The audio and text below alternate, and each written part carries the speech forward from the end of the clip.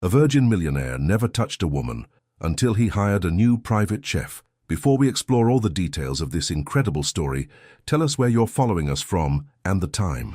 Subscribe to the channel so you don't miss a thing, and let's embark on this journey together. The notification sound on her phone always made Heloisa Grant's heart skip, never knowing if it would bring salvation or another small defeat. She wiped flour-covered hands on her apron, glancing at the cracked screen, while Alexander hummed softly at the kitchen table, arranging his toy cars in perfect lines. The email subject read, "Private chef position, immediate start, $4,500 a week." Her breath caught, $4,500 in 1 week. That was more than she made in 2 months juggling delivery apps, freelance catering gigs, and online cooking classes that barely paid her rent in their cramped Oakland apartment.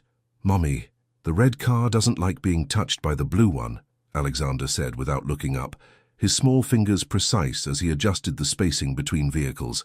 "I know, baby. The red car needs its space," she replied automatically, her eyes scanning the email. Asher Lawn, corporate attorney, Pacific Heights mansion. Dietary restrictions, none. Special requirements, silence during meal preparation and service. Silence. She almost laughed. In their world, silence was a luxury they couldn't afford. Between Alexander's stimming sounds, her constant phone calls with clients, and the neighbor's dog that barked every morning at 6:30 sharp. The next morning, Heloisa stood before the imposing steel gates of 2847 Broadway Street, her hand trembling slightly as she pressed the intercom button.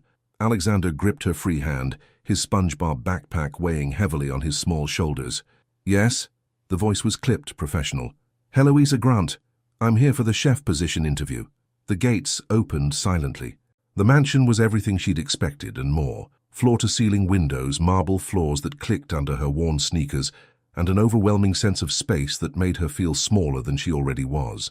Alexander pressed closer to her side, overwhelmed by the echoing footsteps. "Ms. Grant." She turned toward the voice and forgot how to breathe.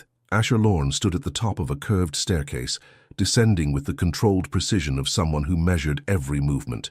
Tall, with dark hair perfectly styled and wearing a suit that probably cost more than her car, he looked like he'd stepped out of a corporate magazine. But it was his eyes that stopped her, grey, intense, and carrying a weight that seemed at odds with his polished exterior. "Mr. Lawn," she managed, her voice steadier than she felt. His gaze dropped to Alexander, who had begun his subtle rocking motion, a sign he was processing the new environment. For a moment something flickered across Asher's face, not irritation as she'd expected, but curiosity. "The position requires discretion and punctuality," he said, his attention returning to her. "No phone calls during work hours, no music, no unnecessary conversation." "I understand. Do you?" His eyes narrowed slightly. "Because most people say they understand silence until they're actually required to maintain it." Heloisa felt heat rise in her cheeks, but she kept her voice level. "Mr. Lawn, I've spent the last 5 years learning that sometimes the most important conversations happen without words at all." Something shifted in his expression, so brief she might have imagined it. "The kitchen is this way." He turned without waiting for a response. As they walked through the spotless hallways, Alexander's hand slipped from hers, his attention caught by the geometric patterns in the marble floor. She watched nervously as he knelt down, tracing the lines with his finger. "Alexander," she whispered, "we need to—" "Let him," Asher said quietly, stopping to observe. "The pattern is Carrara marble, imported from Italy. The veining follows a mathematical sequence." Alexander looked up at him with wide eyes. "It's beautiful." For the first time since they'd arrived, Asher's rigid posture softened almost imperceptibly. "Yes, it is." In the kitchen, a chef's dream with professional-grade equipment and endless counter space, Asher outlined her responsibilities with military precision. Breakfast at 7 sharp, lunch at noon, dinner at 6:30, no deviations. "Can you handle these requirements?" he asked. Heloisa looked around the kitchen, then at Alexander, who was now sitting quietly by the window, watching birds in the garden. She thought about the stack of unpaid bills on her kitchen table, the waiting list for Alexander's therapy, the dreams she'd put on hold. "Yes," she said, "I can handle it." Asher studied her face for a long moment. "We'll see." As he turned to leave, Alexander spoke up unexpectedly. "Mr. Asher, do you like pancakes?" Asher paused at the doorway, his back still turned. When he finally looked over his shoulder, his expression was unreadable. "I don't know," he said quietly. "I've never had them made with love." And in that moment, Heloisa realized this job would change everything, though she had no idea how much. She never imagined that silence could feel so loud. Heloisa arrived at the mansion at 6:15 a.m., her hands still shaking from the 3 cups of coffee she'd needed to function after Alexander's restless night. He'd had nightmares about the big house with too many echoes, and she'd spent most of the evening reassuring him that the nice man with the sad eyes wouldn't hurt them. The kitchen felt different in the early morning light, less intimidating, more like a sanctuary waiting to come alive. She tied her hair back, washed her hands, and began the ritual that had always calmed her: cooking pancakes. Alexander had asked about pancakes, and something in Asher's response had haunted her all night. "I've never had them made with love." What kind of life had this man lived that love was absent from something as simple as breakfast? She mixed the batter by hand, the way her grandmother had taught her, folding the ingredients with gentle strokes instead of aggressive whisking. Love was in the patience, Grandma Rose used to say. Love was in not rushing. "You're early." The voice made her jump, batter splattering across the pristine marble counter. Asher stood in the doorway, fully dressed in a charcoal suit despite the early hour, his tie perfectly knotted, but his hair was slightly mussed, and there were shadows under his eyes that makeup couldn't hide. "I wanted to get familiar with the equipment," she said, quickly wiping up the mess. "I hope that's okay." He nodded curtly, moving to the coffee machine with mechanical precision. As it hummed to life, filling the silence between them, Heloisa noticed how he stood, perfectly straight but with a tension in his shoulders that spoke of sleepless nights and heavy burdens. "Alexander's not with you today." The question surprised her. She'd expected him to be relieved by her son's absence, not curious. "He's at my neighbor's. She watches him sometimes when I work early shifts." She poured the first pancake into the heated pan, watching it bubble and form. "He wanted to come. He keeps talking about the marble patterns man." Something flickered across Asher's face. Was it amusement? Before she could analyze it further, he'd turned back to his coffee. "I have dietary requirements I didn't mention yesterday," he said to the window. "Okay, what kind of restrictions?" He paused, his knuckles white around the coffee mug.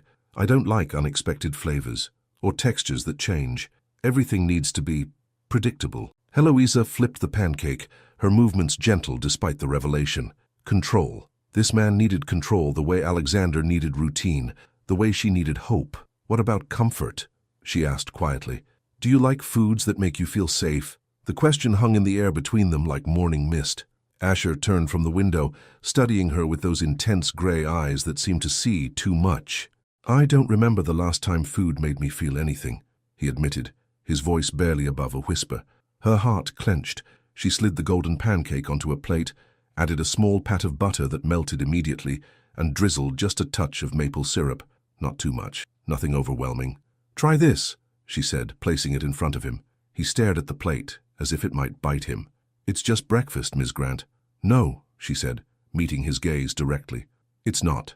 It's someone caring enough to get up early, to choose ingredients thoughtfully, to cook something just for you. That's not just breakfast. That's what love looks like when it's made of flour and eggs." Asher picked up the fork with the same caution he might use to handle a dangerous legal document. He cut a small piece, brought it to his mouth, and chewed slowly. The change in his expression was subtle, a slight widening of his eyes, a barely perceptible softening of his jaw. He took another bite, then another, eating with the focused attention he probably gave to million-dollar contracts.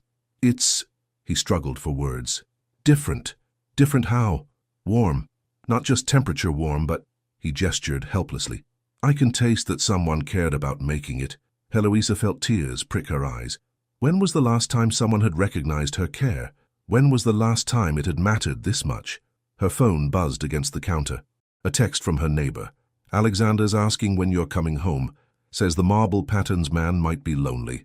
She showed Asher the message, watching his face carefully. "He's worried about you. He doesn't even know me." Kids like Alexander see things differently. They see feelings before faces, emotions before expectations. She began cleaning up, her movements efficient, but not rushed. "He thinks you're lonely, because you are." The words hung between them, too honest and too true. Asher finished the last bite of pancake, set down his fork with the same precision he did everything else, and looked at her directly. "Ms. Grant?" "Yes?" "Tomorrow morning." Could you make 2 pancakes? Her breath caught. 2? 1 for Alexander. If he'd like to come early sometimes, before school. The kindness in his voice, hesitant and unpracticed, nearly undid her. This man who lived in silence and control was making space for a 5-year-old boy who saw marble patterns as beautiful and lonely hearts as worth healing. He would love that, she whispered. Asher nodded once, straightened his tie, and moved toward the door. At the threshold, he paused. Ms. Grant, the pancake was... He searched for the right word. Perfect. As his footsteps faded down the hallway, Heloisa pressed her hands to her chest, feeling her heart race in a way that had nothing to do with caffeine. This job was definitely going to change everything. The marble patterns didn't look the same when you had someone to share them with. Alexander knelt on the pristine floor of Asher's foyer, his small finger tracing the veining in the stone, while Heloisa prepared breakfast in the kitchen. It was their 3rd morning together, and already a rhythm had formed, one that none of them had expected. The lines go like rivers, Alexander said softly, his voice carrying in the quiet mansion, but rivers that forgot how to move. From the kitchen doorway, Asher watched the boy with an expression Heloisa couldn't quite read. He'd been doing that more often, lingering, observing, as if trying to decode something he'd never encountered before. Alexander, she called gently, come wash your hands. Breakfast is ready. But instead of running to her as usual, Alexander looked up at Asher with those impossibly earnest 5-year-old eyes. Mr. Asher, do you want to see how the patterns connect? They make a story. Heloisa held her breath. In the past 3 days, she'd watched Asher exist in his controlled bubble, precise, distant, safe. But Alexander had a way of asking questions that adults had forgotten how to answer. To her amazement, Asher lowered himself to the floor, his expensive suit be damned, and crouched beside her son. Show me, he said simply. Alexander's face lit up like Christmas morning. See, this line starts here, and it goes all the way to that wall, but it gets interrupted by this dark spot. That's where the story gets sad, but then his finger moved delicately across the marble. It starts again over here, and it's even prettier because it learned how to go around the sad part. Asher stared at the patterns with new eyes, seeing what the child saw, not just expensive Italian marble, but narrative etched in stone. You think the marble tells stories? Asher asked. Everything tells stories, Alexander replied matter-of-factly. Even people, especially people. Your story is in your eyes, Mr. Asher. It's a little broken, but it's trying to fix itself. The words hit the kitchen like a thunderclap. Heloisa nearly dropped the spatula, and Asher went completely still, his face a mask of carefully controlled emotion. Alexander, she said quickly, let's not... It's okay, Asher said quietly, never taking his eyes off the boy. He's not wrong. The vulnerability in his voice made her chest tight.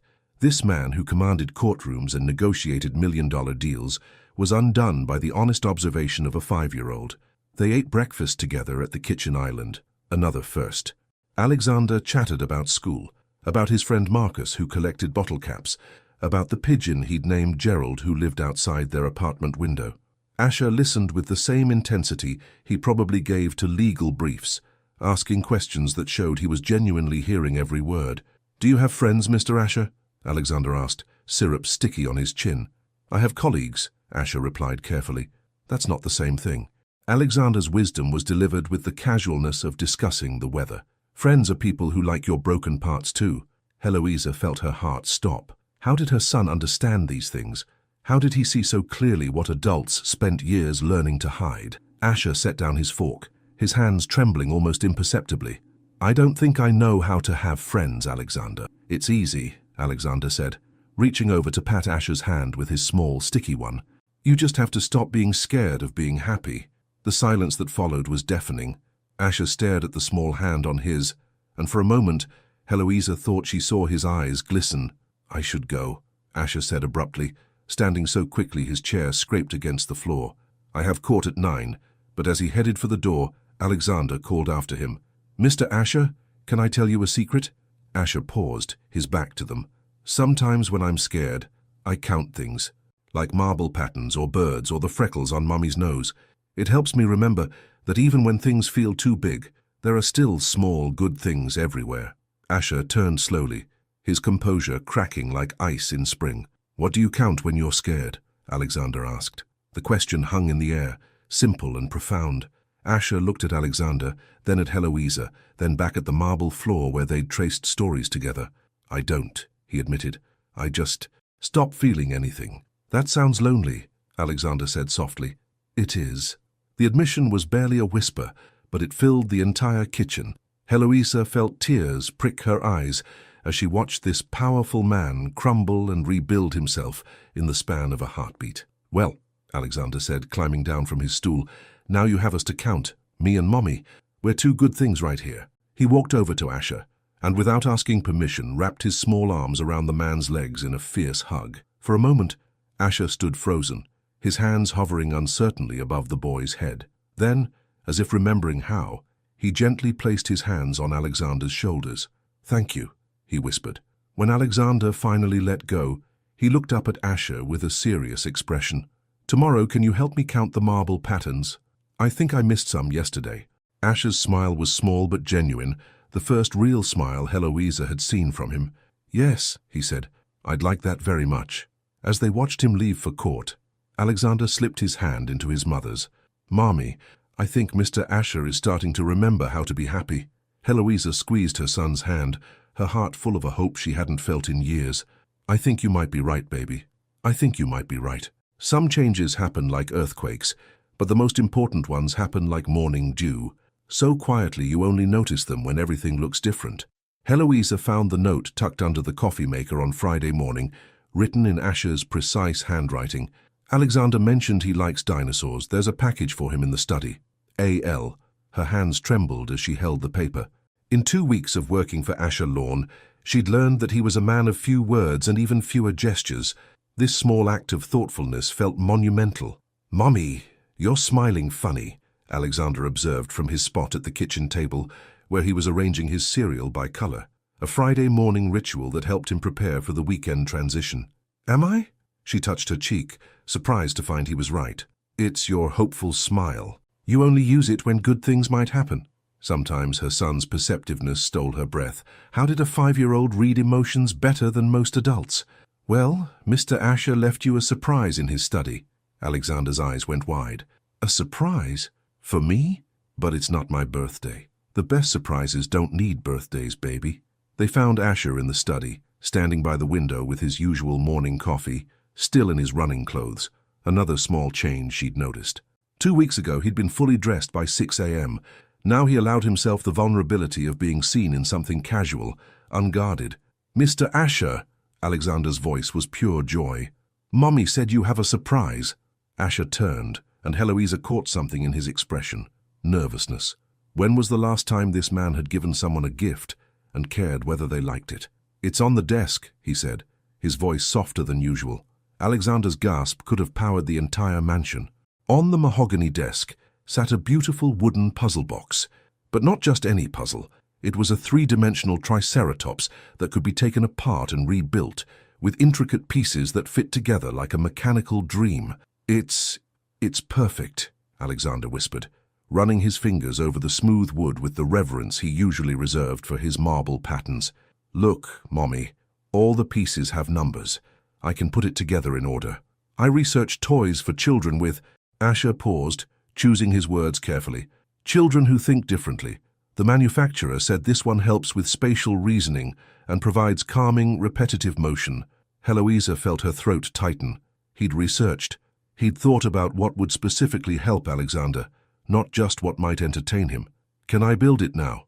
Alexander asked, already reaching for the pieces. "Of course," Asher said, "but there's something else." He handed Alexander a smaller box, this one containing a magnifying glass with a built-in LED light. "For examining the marble patterns more closely," Asher explained. "I thought you might discover new stories." Alexander looked between the gifts and Asher with an expression of pure wonder, then launched himself at the man in one of his spontaneous hugs. This time Asher was ready. He caught the boy easily, holding him with a tenderness that made Heloisa's chest ache. "Thank you, Mr. Asher. These are the best gifts ever, because they came from your heart." Over Alexander's head, Asher's eyes met Heloisa's. The gratitude in his gaze was overwhelming, as if he was thanking her for giving him the chance to experience this moment. "You didn't have to," she said quietly when Alexander had settled on the floor with his puzzle. "I wanted to." He paused, watching Alexander sort pieces with methodical precision. I've never wanted to make someone happy before. It's addictive. The admission hung between them, honest and raw. Heloisa found herself stepping closer, drawn by the vulnerability in his voice. Asher, she said, using his first name for the first time. He looked at her sharply, as if the sound of his name in her voice had surprised him. You're changing, she continued. I can see it happening. Is that good or bad? The question was asked with the uncertainty of a man who'd spent his life avoiding change, who'd built walls so high he'd forgotten there was a world beyond them. It's beautiful, she said simply. For a moment, they stood in silence, watching Alexander work. The morning light streaming through the windows caught the gold flecks in Asher's grey eyes, and Heloisa found herself noticing details she'd tried to ignore, the way his hair fell slightly across his forehead when he wasn't being careful, the small scar above his left eyebrow, the fact that when he relaxed, really relaxed, he looked younger, more human. Mommy, Mr. Asher, look. Alexander held up the partially assembled dinosaur. I found a pattern in how the pieces connect. Hey, it's like the marble floor, but in wood. That's incredible, sweetheart, Heloisa said, but her attention was caught by Asher's expression. He was studying Alexander with the intensity of someone trying to memorize a moment, as if afraid it might disappear. You know, Asher said suddenly, I have a confession to make. Both Heloisa and Alexander looked at him expectantly. I bought the wrong coffee maker, he said to Heloisa. The one in the kitchen makes terrible coffee. But I noticed you know exactly how to make it taste. Right, like comfort. Heloisa blinked. You want me to teach you? I want to learn how you make everything better. The words were simple, but they carried the weight of something deeper. This wasn't just about coffee. It was about connection, about allowing someone else to guide him, about admitting he didn't have all the answers. Tomorrow morning, she said, her voice slightly husky. I'll show you tomorrow morning. It's a date, Asher said, then immediately flushed. I know what you meant, she said gently, but inside her heart was racing. Alexander, oblivious to the charged moment between the adults, held up his completed triceratops triumphantly. Look, he's perfect, and now I can take him apart and build him again whenever I need to think. As they admired Alexander's work, Heloisa felt the shift happening around them, in the room, between them, within her own carefully guarded heart. Change was coming whether she was ready or not, and for the first time in years that thought didn't terrify her. It excited her. There are moments when the space between two people becomes electric, charged with all the words they're not saying. Heloisa arrived early Saturday morning to find Asher already in the kitchen, standing uncertainly by the coffee machine like a man who'd forgotten how to operate something he used every day. He'd traded his usual immaculate suits for dark jeans and a simple grey sweater that made his eyes look like storm clouds, and the casual look did dangerous things to her pulse. You came, he said, as if he'd half expected her to change her mind. I promised. She set her purse down, hyper-aware of how different everything felt without Alexander's cheerful chatter filling the silence. Where is Alexander? Still sleeping. I thought.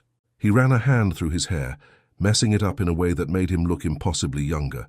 I thought maybe we could have coffee first. Just us. Just us. The words hung in the air between them, heavy with possibility. Okay, she said softly. Show me what you've been doing wrong. He moved to the machine with his usual precision, measuring coffee grounds with the same attention he probably gave to legal contracts. But there was a tension in his shoulders, a carefulness that had nothing to do with coffee and everything to do with her proximity. I follow the manual exactly, he said, pressing buttons in sequence. But it always tastes empty, she finished. He looked at her sharply. How did you know? Because that's how you've been living. The words slipped out before she could stop them. Honest and raw, following manuals, checking boxes, doing everything right but feeling nothing. Asher went very still, his hand frozen over the coffee machine. Heloisa, I'm sorry, she said quickly. I didn't mean to. No. His voice was quiet but firm. You're right. Everything in my life has been, he searched for the word, mechanical, safe, predictable. And now? He turned to face her fully, and the intensity in his grey eyes made her breath catch. Now everything feels dangerous. Because of you. Because of Alexander. Because for the first time in my life, I want something I can't control. The confession hit her like a physical force. She moved closer, ostensibly to check his coffee setup, but really because the pull between them was becoming impossible to resist. What do you want? She whispered. This. His hand gestured between them. Whatever this is, I want to learn how to make coffee taste like home. I want to wake up and have somewhere to belong. I want... He stopped, his jaw clenching. What else do you want, Asher? I want to touch you, he said, his voice barely audible. I want to know what it feels like to hold someone who actually wants to be held, but I don't know how. I don't know anything about this. The vulnerability in his admission made her heart race. This powerful man who commanded courtrooms was terrified of the simple act of human connection. Then let me teach you, she said, reaching for his hands. Coffee first.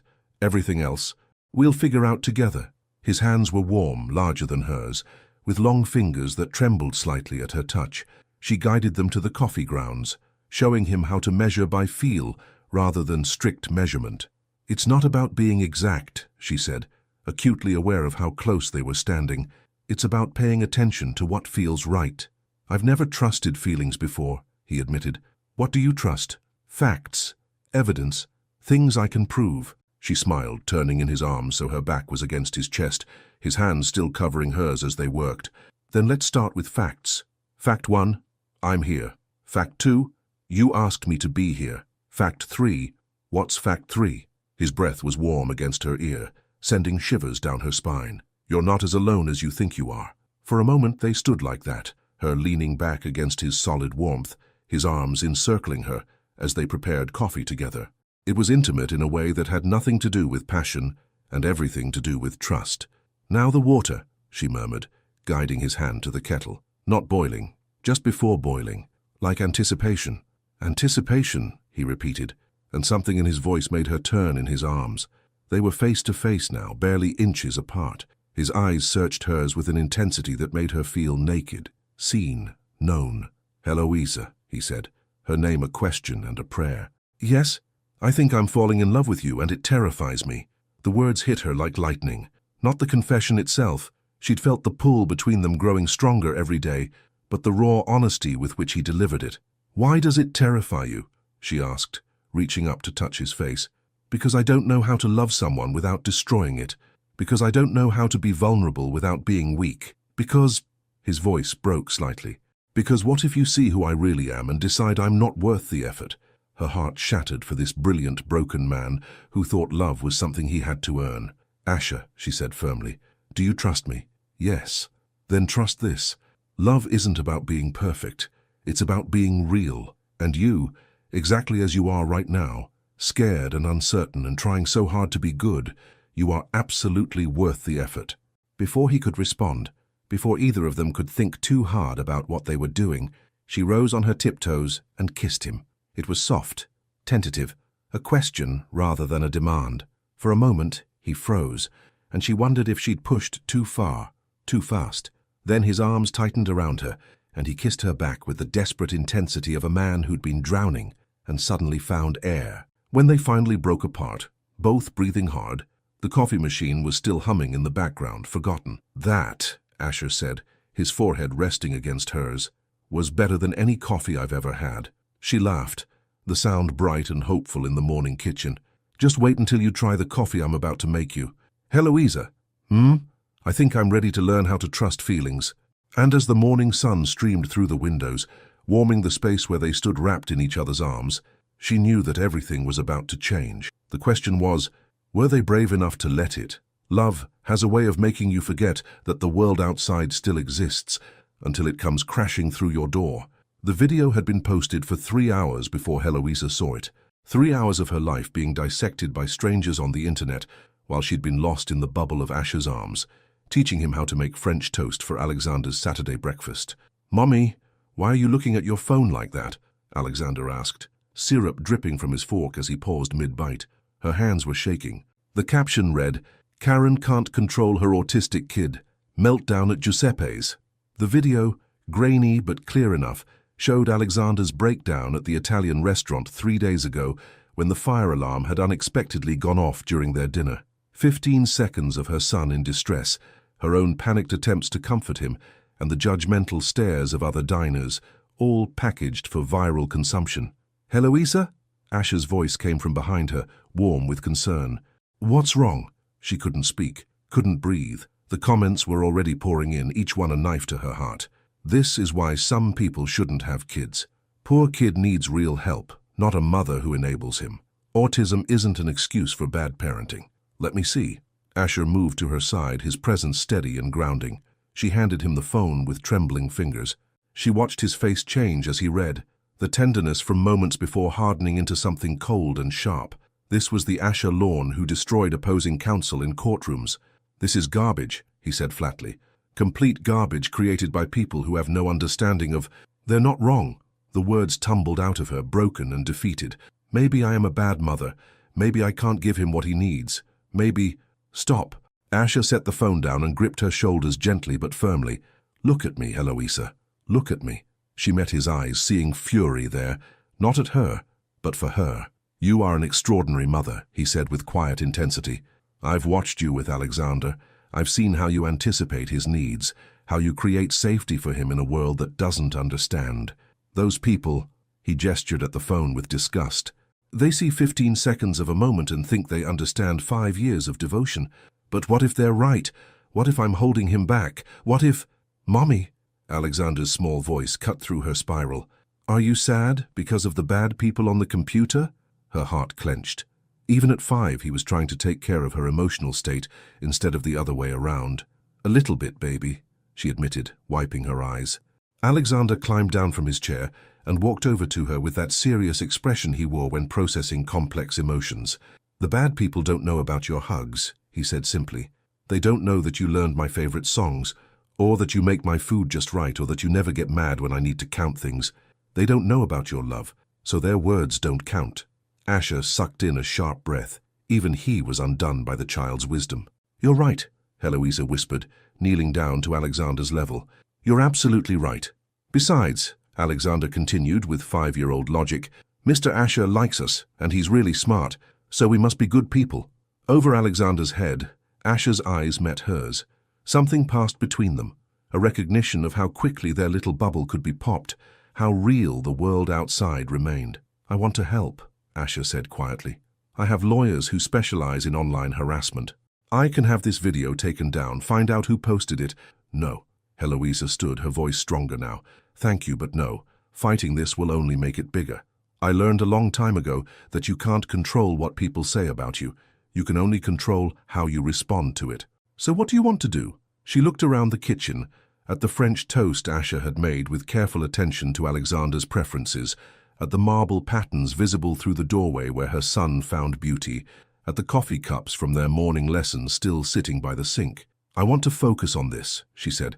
"On us, on what's real. Let them have their 15 seconds of judgment. We have a lifetime of truth." Asher stepped closer, his hand finding hers. "Are you sure? Because I meant what I said. I can destroy them legally." The protective fury in his voice made her heart race. When was the last time someone had wanted to fight for her like this? "I'm sure," she said. "But thank you for wanting to protect us." "Always," he said simply, and she believed him. Alexander tugged on Asher's sweater. "Mr. Asher, can we go look at the marble patterns now? I want to show you the new story I found." "Of course," Asher said, but his eyes remained on Eloisa. "Are you okay?" She nodded, though they both knew it wasn't entirely true. The video would probably get worse before it got better. There would be more comments, more judgment, more strangers thinking they understood her life based on a moment of vulnerability. But as she watched Asher kneel beside Alexander on the marble floor, pointing out patterns and listening with the same attention he gave to million-dollar cases, she realized something important. She wasn't facing this alone anymore. For the first time in years, she had someone in her corner, someone who saw her struggles not as failures, but as evidence of how hard she was fighting, someone who looked at her son and saw not a burden, but a gift. Her phone buzzed again. Another notification from the video. She turned it face down without looking. "Mommy, come see," Alexander called. "Mr. Asher found a pattern that looks like a heart." She joined them on the floor, the three of them huddled together over the marble that had brought them all together. And as Asher pointed out the heart-shaped veining in the stone, she realized that maybe, just maybe, the cruel comments of strangers mattered less than the love growing in this unlikely space. "It's beautiful," she said, meaning more than just the marble. "Yes," Asher said, his eyes on her face. "It is." But even as the moment wrapped around them like a protective cocoon, Eloisa couldn't shake the feeling that this was just the beginning. The world outside wouldn't stay quiet forever. And when it came knocking again, would what they were building together be strong enough to survive it? Trust, once broken, sounds different when it tries to rebuild itself, like glass being carefully pieced together, beautiful, but forever changed. Heloisa discovered the manila folder on Tuesday morning, tucked beneath a stack of legal briefs on Asher's desk. She'd only gone into his study to leave his breakfast, but her name written in black marker across the tab made her blood run cold. Grant, Heloisa, background investigation, confidential. Her hands trembled as she opened it, though she knew she shouldn't. Inside were photocopies of documents that painted her life in clinical, devastating detail, credit reports showing her mounting debt, medical records detailing Alexander's diagnosis, school incident reports, even a copy of the video from Giuseppe's restaurant with a timestamp showing it was downloaded 2 weeks ago. 2 weeks ago, before they'd kissed, before he'd told her he was falling in love with her, before any of it. You weren't supposed to see that. Asher's voice from the doorway made her jump, the folder scattering papers across his pristine desk. He stood there in his running clothes, sweat still beading on his forehead, looking more vulnerable than she'd ever seen him.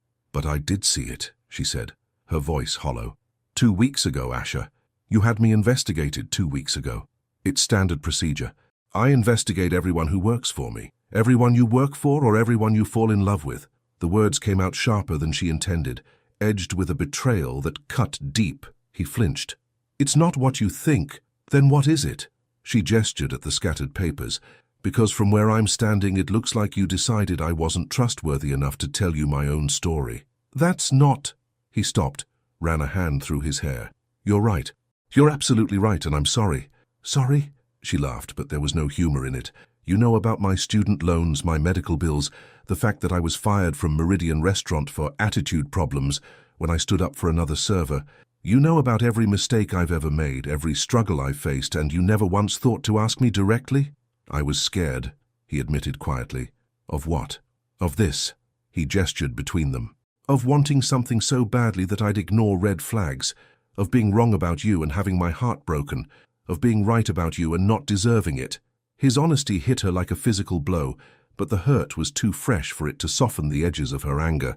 So instead of trusting me, you decided to spy on me. It wasn't spying. What would you call it? Silence stretched between them, heavy with all the things they'd shared and all the things he'd already known before she'd chosen to share them. Where's Alexander?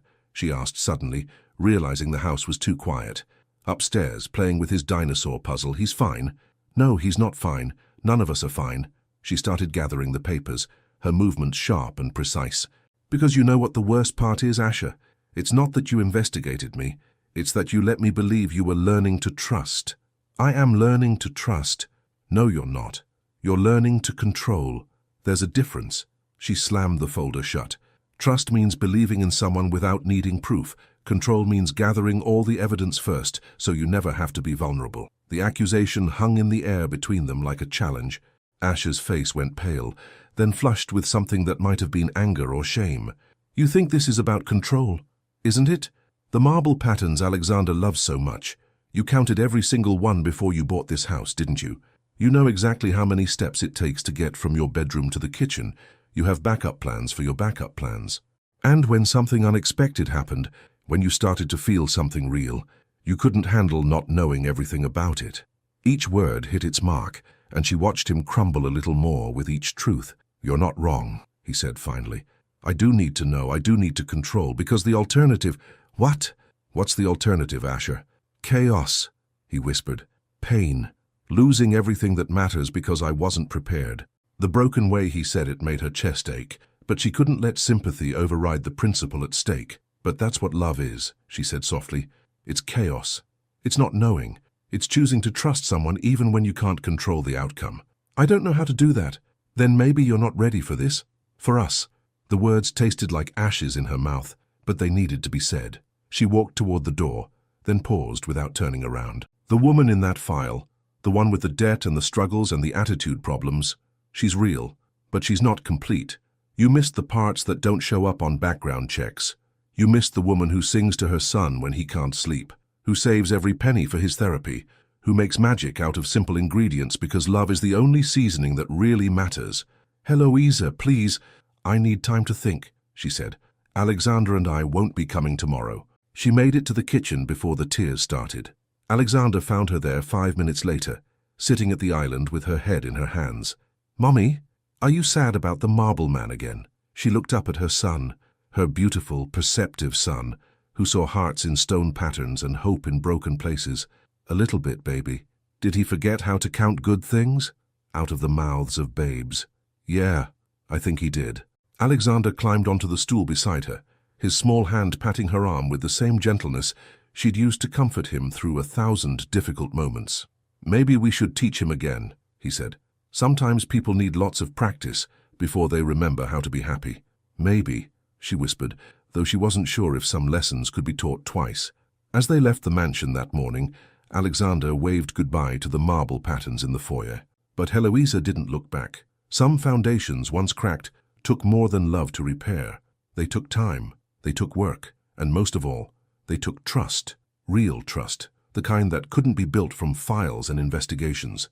The question was Asher capable of learning that kind of trust, or would his need for control always stand between them and the love they might have had? Sometimes the bravest thing you can do is admit you've been living your life afraid. Asher sat in Dr. Camden Rivera's office for the 3rd time in 2 weeks, staring at the same motivational poster he'd been avoiding since his first session. Courage isn't the absence of fear, it's feeling the fear and choosing to act anyway. "You've been quiet today," Dr. Rivera observed, her pen poised over her notepad but not writing. "Usually by now you've given me a detailed analysis of what you think is wrong and a 5-point plan to fix it." "I don't have a plan this time," Asher admitted, his voice hoarse from days of barely speaking. "I've tried everything I know how to do, and I still lost them." "Tell me what you've tried." "I had the video taken down. Legally, quietly, no drama. I set up a college fund for Alexander. I researched the best autism specialists in the country and arranged consultations. I even—" He stopped, embarrassed. "Even what?" "I had my assistant create a presentation. 47 slides detailing all the ways I could make their lives better. Financial security, educational opportunities, healthcare, everything measurable and concrete." Dr. Rivera set down her pen entirely. "And how did that feel when you finished it?" "Empty. Like I was trying to buy something that can't be purchased." "What can't be purchased, Asher?" "Trust." The word came out like a confession. "Forgiveness. Love that isn't conditional on what I can provide." "And what does that realization tell you?" He was quiet for a long moment, his hands clenched in his lap. Outside the office window he could see people walking their dogs, couples holding hands, children running ahead of their parents, all the messy, uncontrollable chaos of life that he'd spent decades avoiding. "That I've been doing it wrong," he said finally. "All of it. I thought love was about proving worth, about being valuable enough to keep. But Heloisa—" He paused, her name still causing that familiar ache in his chest. "She didn't care about my money or my house or my connections. She cared about whether I could learn to trust without proof. And could you? No. When it mattered most, I chose fear over faith." He looked directly at Dr. Rivera for the first time that session. "How do I fix that?" "You start by understanding why you're afraid in the first place. We've touched on your childhood, but we haven't really explored—" "My mother left when I was 8, he said abruptly. "Just disappeared one day. No note, no explanation. My father told me it was because I wasn't good enough to make her want to stay." Dr. Rivera's expression softened. "That's a terrible thing to tell a child." He was probably right. I was difficult, too quiet, too serious, too much work. And when she left, I decided I'd never give anyone the chance to leave again. I'd know everything, control everything, prove my worth before anyone could find me lacking. But that's not what happened with Heloisa and Alexander, is it? No, his voice cracked. They saw all my flaws, my rigidity, my fear, my complete inability to be spontaneous. And they stayed anyway. Alexander hugged me. Heloisa taught me how to make coffee taste like love. And instead of trusting that gift, I tried to turn them into data points I could analyze. What would it look like to trust without proof? Asher considered this, thinking about Alexander's easy affection, about Heloisa's patient teaching, about the way they'd made space for him in their world, without asking for a background check in return. Terrifying, he said honestly, but also liberating. Tell me about the liberation. When I was with them, really with them, not planning or analyzing or preparing, I felt peaceful, like I could just exist without having to justify my existence.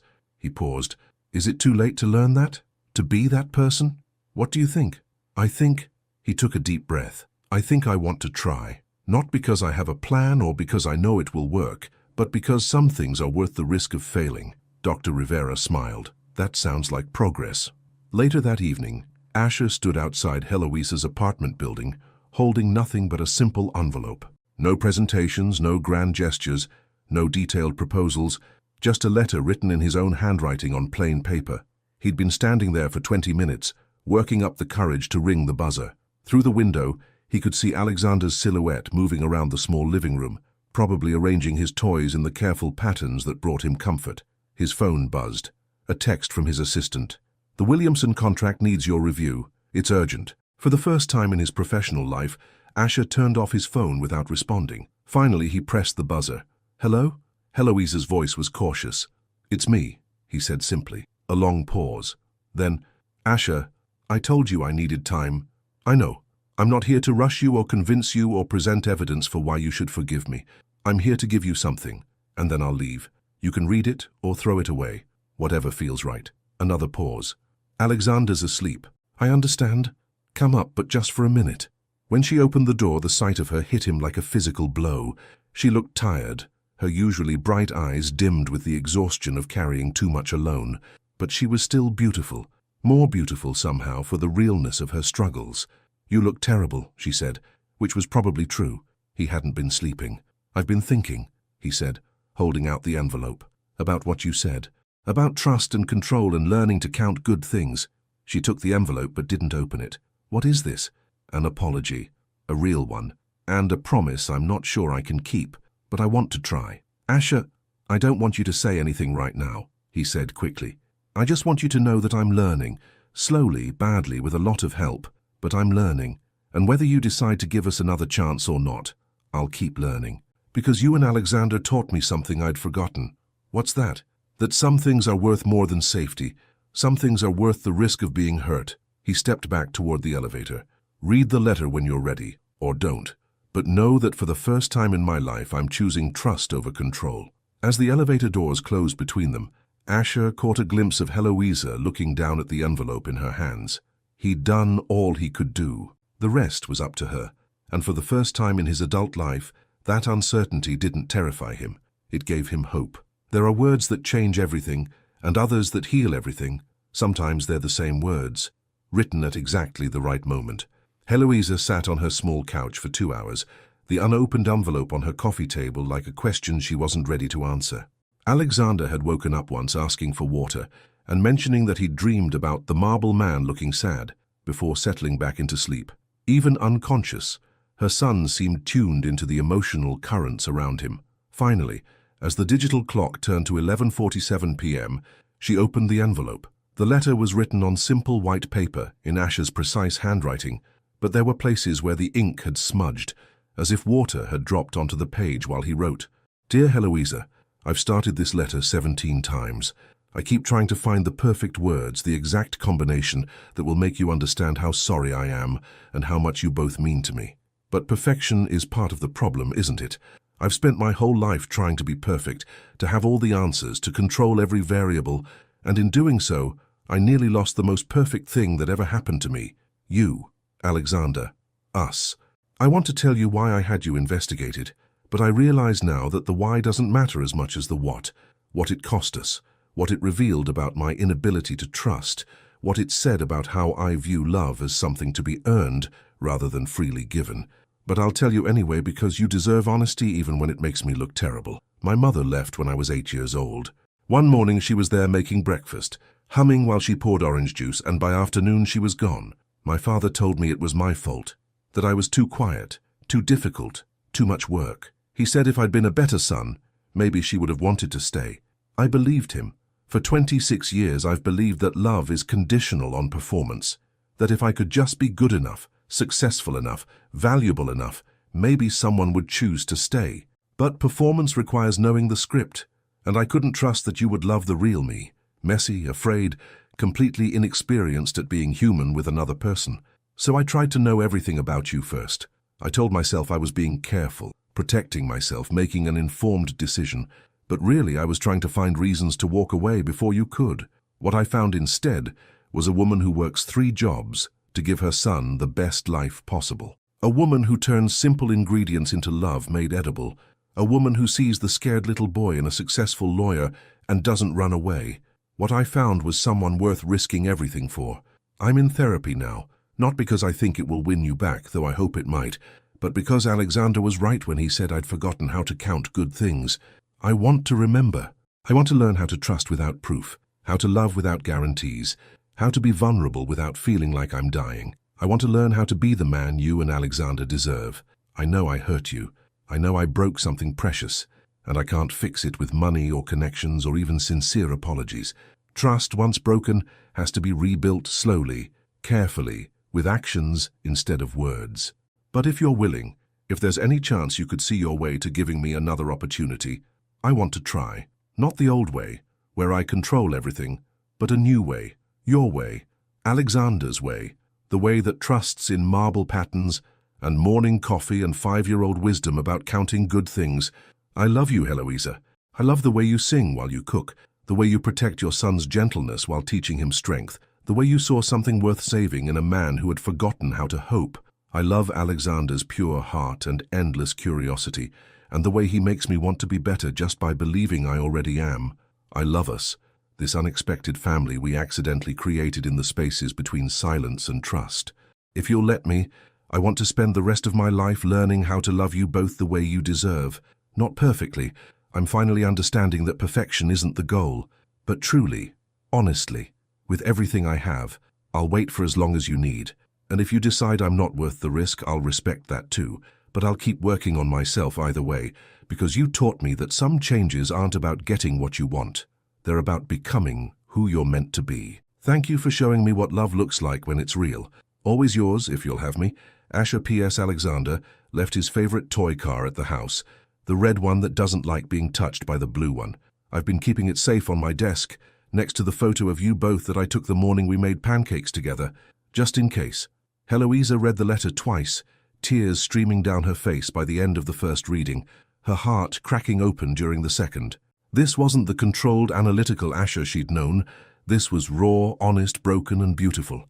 She thought about the scared 8-year-old boy who'd been told his mother's leaving was his fault. She thought about the man who'd spent decades building walls so high he'd forgotten there was a world beyond them. She thought about the gentle way he'd held Alexander, the careful way he'd learned to make coffee, the wonder in his eyes when he'd realized someone could love him without conditions. And she thought about what Alexander had said. Sometimes people need lots of practice before they remember how to be happy. Maybe forgiveness wasn't about erasing the hurt. Maybe it was about choosing to believe in someone's capacity to grow. Maybe love wasn't about finding someone perfect. Maybe it was about finding someone willing to become better. Her phone was in her hand before she'd consciously decided to pick it up. Her fingers found his number in her contacts, the one she'd never deleted despite everything. It rang once, twice. Heloisa. His voice was rough with sleep and hope and fear. I read your letter, she said softly. And? She closed her eyes, thinking of marble patterns and morning coffee, and the way her son had worried about a lonely man with sad eyes. And I think, she said, her voice steady despite her racing heart, that some foundations can be rebuilt, if both people are willing to do the work. The silence on the other end of the line was so complete, she wondered if the call had dropped. Asher, I'm here, he whispered, and she could hear the tears in his voice. I'm here, and I'm willing. More than willing, I'm grateful. There are conditions, she said, because there had to be boundaries. There had to be trust, rebuilt step by step. Whatever you need. No more investigations, no more trying to control the outcome. If you want to know something about me or Alexander, you ask. If you're scared, you tell me. If you don't understand something, you say so. Deal? Deal. And therapy continues, for both of us, separately and together. This kind of love, the real kind, it takes work. I wouldn't have it any other way. Heloisa smiled, feeling something she'd thought was broken beginning to heal. Alexander's been asking about his red car, she said. It's waiting for him, just like I've been waiting for you. Then maybe, she said, her voice soft with new possibility, it's time for all of us to come home. Love doesn't always arrive with fireworks. Sometimes it arrives with a 5-year-old boy reclaiming his favorite toy car and a man finally learning that home isn't a place, it's the people who choose to stay. Alexander spotted his red car the moment they walked through the front door, but instead of running to it immediately, he stopped and looked up at Asher with those impossibly wise eyes. "Did you take good care of him?" he asked seriously. "I kept him right on my desk," Asher replied, crouching down to Alexander's level. "I talked to him sometimes, told him you were coming back soon." "What did you tell him?" "That his boy missed him, and that his boy's mum was teaching a grown-up how to be brave." Alexander nodded solemnly, then surprised them both by stepping forward and wrapping his arms around Asher's neck. "I missed you too, Mr. Asher. The marble patterns at home aren't as good as yours." Over Alexander's head, Asher's eyes met Heloise's, and she saw everything in that look: gratitude, wonder, and a love so deep it took her breath away. "I missed you both more than I knew how to say," Asher whispered into Alexander's hair. The past month had been careful and intentional. Phone calls that started awkward and grew comfortable. Therapy sessions where Heloisa learned about Asher's childhood and he learned about her fears of not being enough. Supervised visits where Alexander slowly rebuilt his trust with the marble man who'd learned to ask questions instead of assuming answers.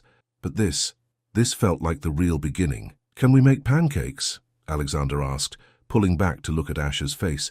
"The kind that taste like love. I think your mom is the expert on those," Asher said, standing and extending his hand to Heloisa. "Would you teach us both?" His palm was warm, slightly damp with nervous sweat, and completely honest. No hiding, no performance, just a man asking for help with something that mattered. "I'd love to," she said, interlacing their fingers. In the kitchen, they moved around each other with the careful choreography of people learning to share space again.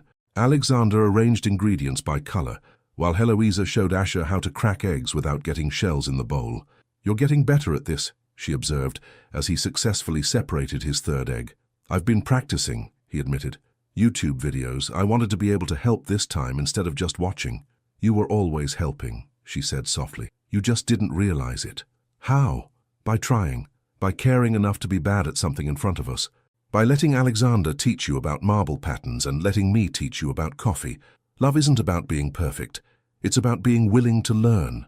Alexander looked up from his ingredient arrangement. "Are you two going to get married?" The question hit the kitchen like a gentle bomb. Heloisa nearly dropped her whisk, and Asher went completely still. "Alexander," she started, "that's not really... I mean, you love each other, right?"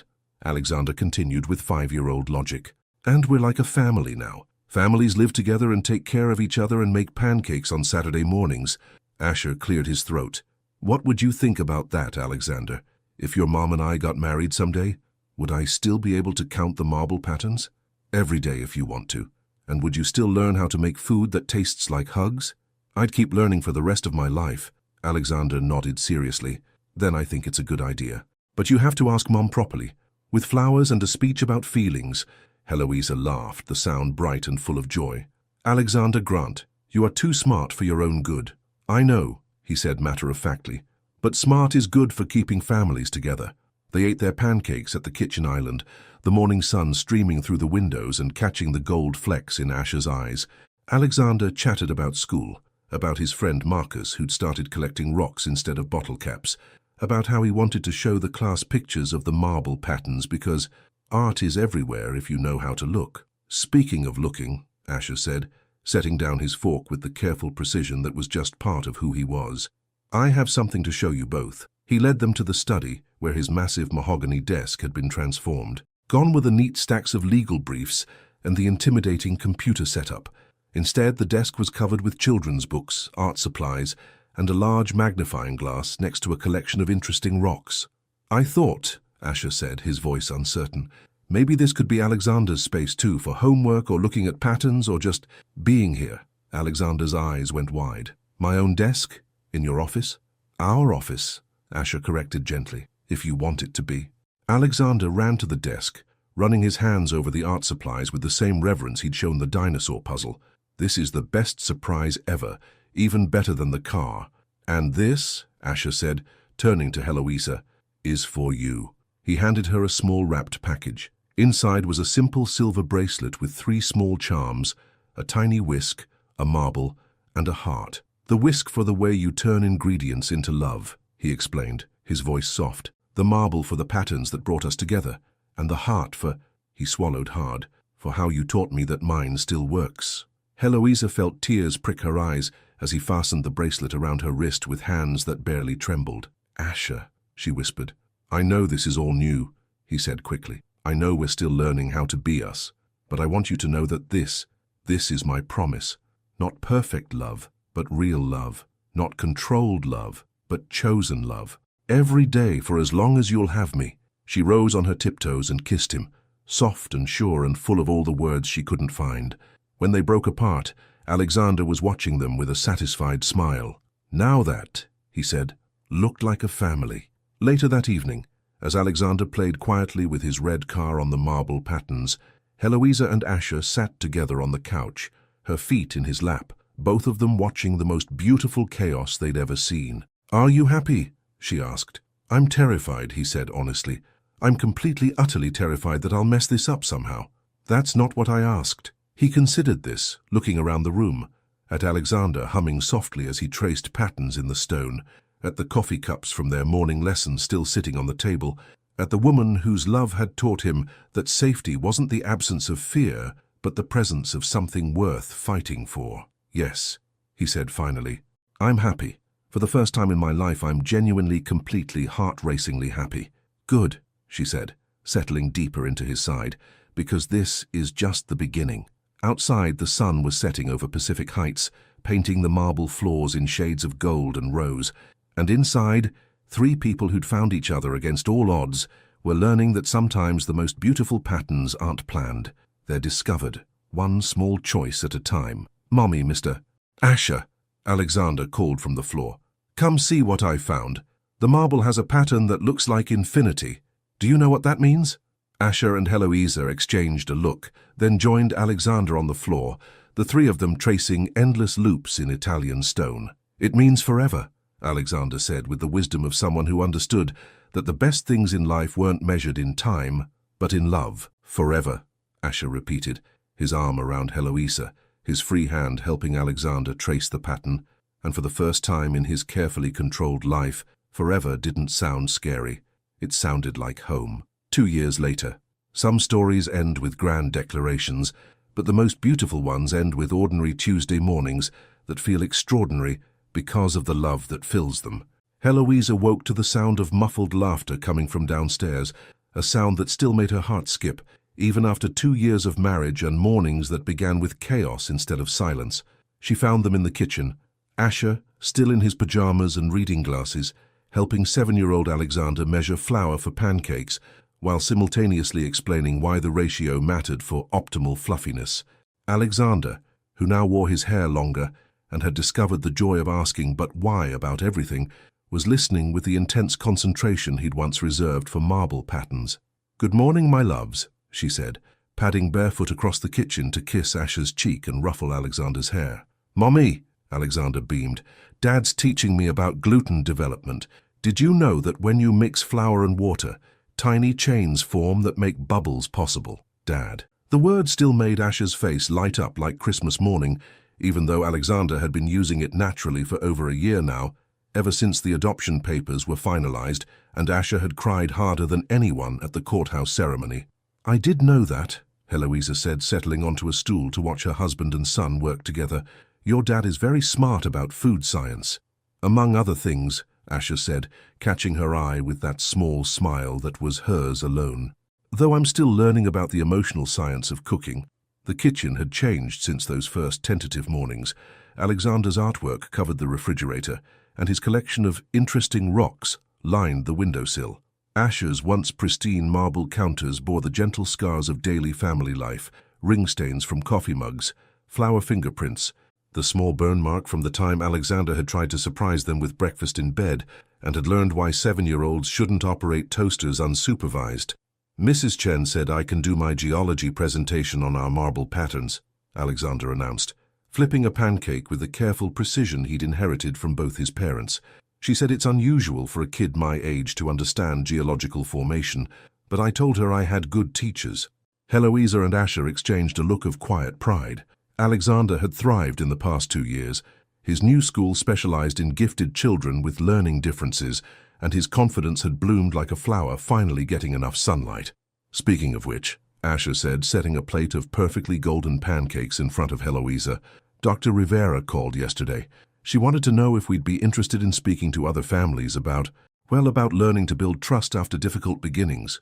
What did you tell her? That I'd talk to my wife about it. The word wife still came out with a touch of wonder, as if Asher couldn't quite believe his luck. Alexander looked up from his pancakes, syrup sticky on his chin. Are you going to help other families learn how to count good things? Maybe, Heloisa said. Would you like that? I think it's important, Alexander said, with 7-year-old solemnity. Some people forget that families can look different and still be perfect, like how marble patterns are all different, but they're all beautiful. As if summoned by his words, their attention was drawn to the foyer, where the morning light was hitting the marble floors in a way that made the patterns seem to dance. The same patterns where Alexander had first shown Asher how to see stories in stone, where trust had been built one traced line at a time. You know what I love about those patterns? Asher said, following their gaze. What? Alexander asked. They're not planned. The marble formed over millions of years, through heat and pressure and time, and no two pieces are ever exactly the same, but somehow they all fit together perfectly. Like families? Alexander said wisely. Like families, Asher agreed, reaching over to squeeze Heloisa's hand. After breakfast, they walked Alexander to the school bus stop, a routine that Asher had insisted on from the very beginning, despite having no experience with school-age children and initially fumbling through conversations about lunch money and permission slips. Have a good day, kiddo, Asher said, giving Alexander the careful hug that had evolved from tentative pats to full contact affection over the past 2 years. Dad?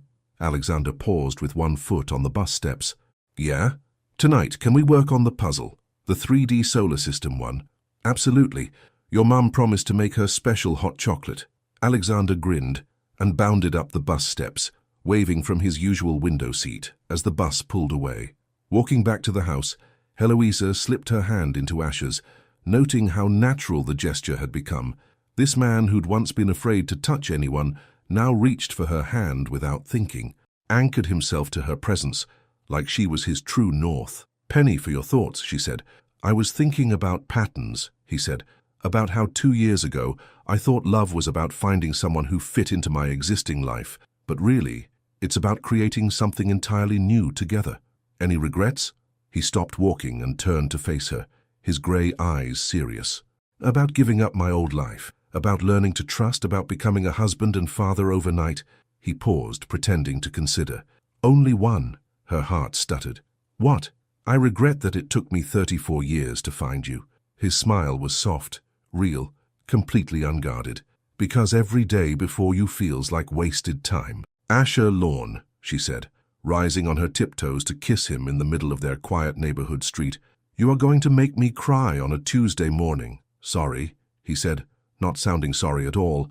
I'm still learning how to express feelings without overwhelming people. Don't you dare learn to tone it down, she laughed. I like my husband overwhelming. As they reached their front door, Asher paused with his key in the lock. I have something to tell you, he said, and there was something in his voice that made her attention sharpen. Good something or concerning something?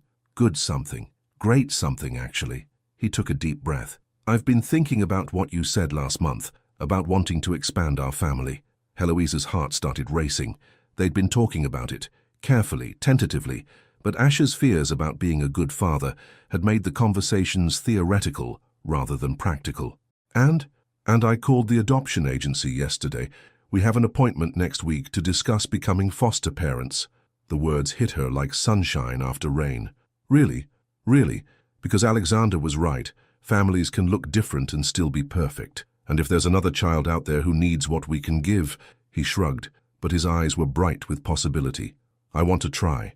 I want to trust that we're strong enough to help someone else find their way home. Heloisa threw her arms around his neck, kissing him with all the joy and pride and overwhelming love she felt for this man who'd learned to see beyond his fears.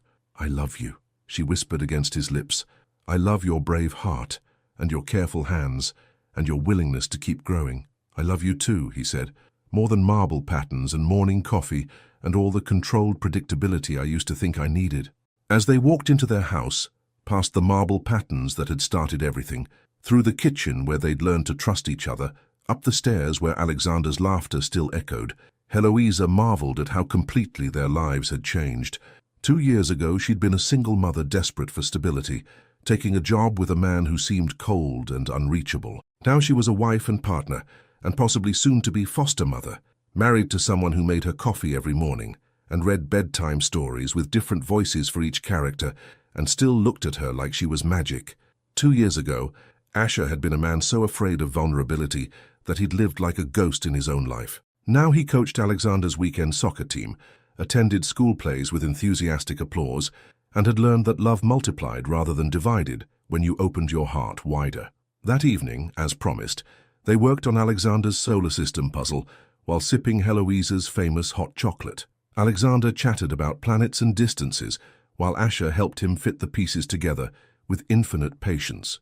"Mom, Dad," Alexander said suddenly, looking up from Jupiter's rings, "I'm really glad you found each other." "Us too, sweetheart," Heloisa said. "Even if it took a while," Asher added, ruffling Alexander's hair. "Sometimes the best things are worth waiting for." As bedtime approached, and they tucked Alexander in with his usual ritual of counting good things from the day, Heloisa stood in the doorway, watching Asher listen to their son's sleepy observations about friendship and homework and the way shadows looked like dragons on the ceiling. "5 good things," Alexander mumbled into his pillow. "New rocks for my collection, pancakes with Dad, the bus driver remembered my name, Mom sang the dinosaur song, and—" he yawned hugely. "And we're all still here together. All still here together," Asher agreed softly, pressing a kiss to Alexander's forehead. "Sweet dreams, kiddo." Later, curled up in bed with Asher's arm around her, and the sound of Alexander's peaceful breathing down the hall, Heloisa thought about patterns, not just in marble but in life. How sometimes the most beautiful designs emerged from pressure and time and the courage to trust in something bigger than yourself. "What are you thinking about?" Asher murmured into her hair. "Forever," she said, "and how it doesn't feel scary anymore." "No," he agreed, his voice drowsy with contentment. "It feels like coming home." And as they drifted off to sleep in the house, where marble patterns told stories of endurance and love, where morning coffee tasted like promises kept, and evening laughter echoed off walls that had learned to hold joy, they knew that some foundations, once rebuilt with trust and patience and the willingness to believe in second chances, could weather any storm. The patterns of their life together stretched ahead of them, unmapped but unafraid, as infinite and beautiful as the stone beneath their feet. What did you learn from Asher and Heloisa's story? Have you ever had to choose between safety and love? Your participation in the channel is very important. Please leave your opinion in the comments. Thank you so much for watching until the end. If you enjoyed this story, don't forget to subscribe to the channel, leave a like, and comment your thoughts. Your participation is very important to us. See you next time.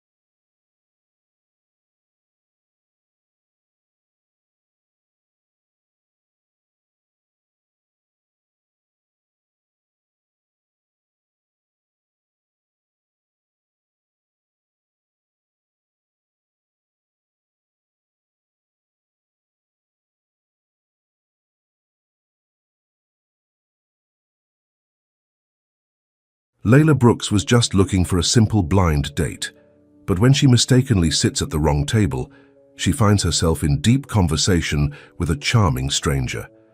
Little does she know, Noah Sinclair isn't just any man, he's one of the city's most eligible millionaires. Before we get into the story, comment below where in the world you are watching from today. Layla Brooks stared at her reflection in the bathroom mirror of Chez Michel, one of the fanciest restaurants in the city. Her dark hair was pulled back in a simple but elegant ponytail, and the blue dress she'd splurged on hugged her curves in all the right places. Not that she could afford such luxuries often, not when rent was due and her car needed repairs again. "You can do this," she whispered to herself. Applying another coat of the drugstore lipstick her best friend Jenny had insisted matched her skin tone perfectly. "It's just dinner, with a complete stranger, who Jenny swears is perfect for you." She checked her watch and gasped. She was already 15 minutes late. Between the extra shift at the diner and the bus running behind schedule, she'd barely made it here at all. Layla rushed out of the bathroom, clutching her worn purse tightly. The maitre d' raised an eyebrow at her flustered appearance. "Table 14, please," she said, remembering Jenny's instructions. "I'm meeting someone there." The maitre d' nodded and gestured toward the back of the restaurant. "That way, miss." Layla's heels clicked against the polished floor as she wove between tables of well-dressed couples sipping expensive wine. Her heart raced. What kind of man had Jenny set her up with? Someone who could afford this place must be successful, maybe too successful for a woman who worked as a waitress by day and bookstore clerk by night. She spotted table 14 and took a deep breath. A man sat with his back to her, his broad shoulders filling out an expensive-looking suit. At least he had waited. "I'm so sorry I'm late," Layla said, sliding into the seat across from him. "The bus was—" The words died in her throat as she looked at the man's face. He was gorgeous. That was her first thought. Strong jawline, warm, brown eyes and a smile that made her heart skip. Not at all the balding accountant type Jenny had described. "No problem at all," he said, his voice deep and pleasant. "I just got here myself." Layla blinked in confusion. This wasn't who she was supposed to meet. But before she could say anything, the waiter appeared with a bottle of wine. "The Chateau Margaux you ordered, sir," the waiter said, showing the label to the man.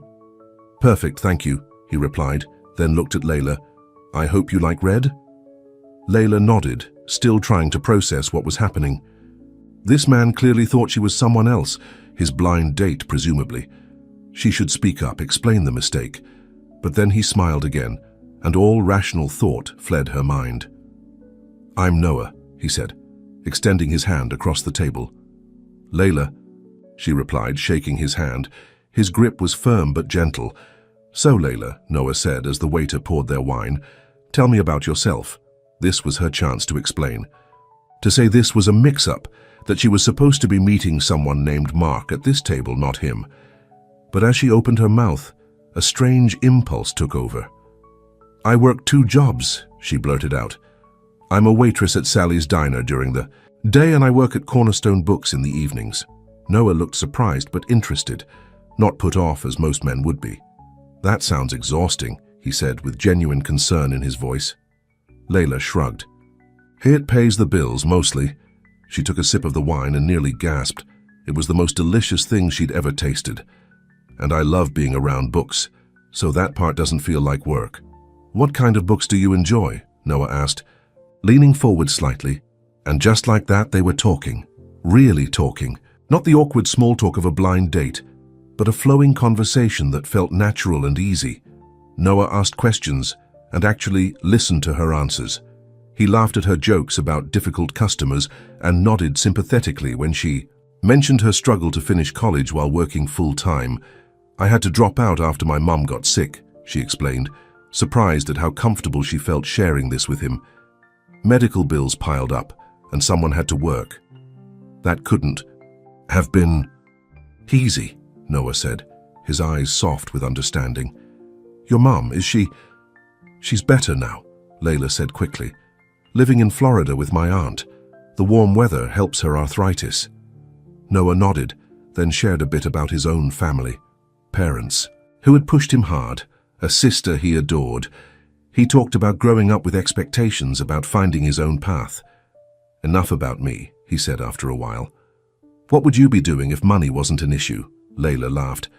"Is this a trick question?" "Not at all," Noah said, smiling. "I'm genuinely curious." Layla took another sip of wine, considering. "I'd finish my degree in education, become a teacher." She hesitated, then added, "And I'd open a little bookstore cafe. a place where kids could come after school to read and get help with homework. Noah's eyes lit up. That sounds amazing. Yeah, well, Layla said, suddenly embarrassed by her dream, it's just a fantasy. The best businesses start as fantasies, Noah replied. Trust me on that. Before Layla could ask what he meant, her phone buzzed. She pulled it out and saw a text from Jenny. Mark said you never showed up. Are you okay? Layla's stomach dropped. She'd been so caught up in her conversation with Noah that she'd completely forgotten she was at the wrong table. Everything all right? Noah asked, noticing her expression. Layla felt heat rising to her cheeks. I think there's been a mix-up. Noah raised an eyebrow. What do you mean? I was supposed to meet someone named Mark for a blind date at table 14. She looked around and suddenly noticed that they were at table 15, not 14. Oh my God, I sat at the wrong table. Noah's eyes widened. Then he burst out laughing, not mocking, but genuinely amused. So you're not Jessica, the investment banker my cousin set me up with? Layla covered her face with her hands. No, I'm just Layla, the waitress who can't read table numbers correctly. When she peeked through her fingers, Noah was still smiling. Well, just Layla, he said, raising his wine glass. I think this might be the best mix-up I've ever experienced. Their glasses clinked and Layla felt a warmth that had nothing to do with the wine. What about your date? She asked. And mine, we should probably... Jessica is 20 minutes late, which means she's probably not coming, Noah said with a shrug. And as for your Mark, he glanced over Layla's shoulder and his expression changed slightly. Is that your friend Jenny, the one who set you up? Layla turned to see Jenny approaching their table, her face a mix of confusion and curiosity. Layla, what are you doing? Mark's been waiting at table 14 for almost an hour. Layla winced. I'm so sorry. I got confused about the table numbers. Jenny looked from Layla to Noah, her eyes widening as she took in his expensive suit and the bottle of wine on the table. And you are? Jenny asked Noah. Noah Sinclair, he said, extending his hand. I was stood up, and Layla here was kind enough to join me instead. Jenny's mouth fell open. Noah Sinclair, as in Sinclair Enterprises, as in the Noah Sinclair? Layla frowned. What was Jenny talking about? The one and only, Noah replied with a smile that seemed slightly forced now. Jenny grabbed Layla's arm. Can I talk to you for a second? Privately? Before Layla could protest, Jenny was dragging her toward the ladies' room. Do you have any idea who that is? Jenny hissed as soon as the door closed behind them. Noah? The guy I accidentally sat with, instead of Mark. That's Noah Sinclair, Jenny said, as if the name should mean something. He's only one of the richest men in the city. His tech company went public last year. He's worth millions, maybe billions. Layla felt like the floor was tilting beneath her. What? No, he can't be. He's so normal. Normal? Jenny laughed. Layla, that man was just on the cover of Business Weekly, and you've been sitting there telling him about your jobs at the diner and the bookstore? He asked. Layla protested weakly. Jenny shook her head in disbelief. This is unreal.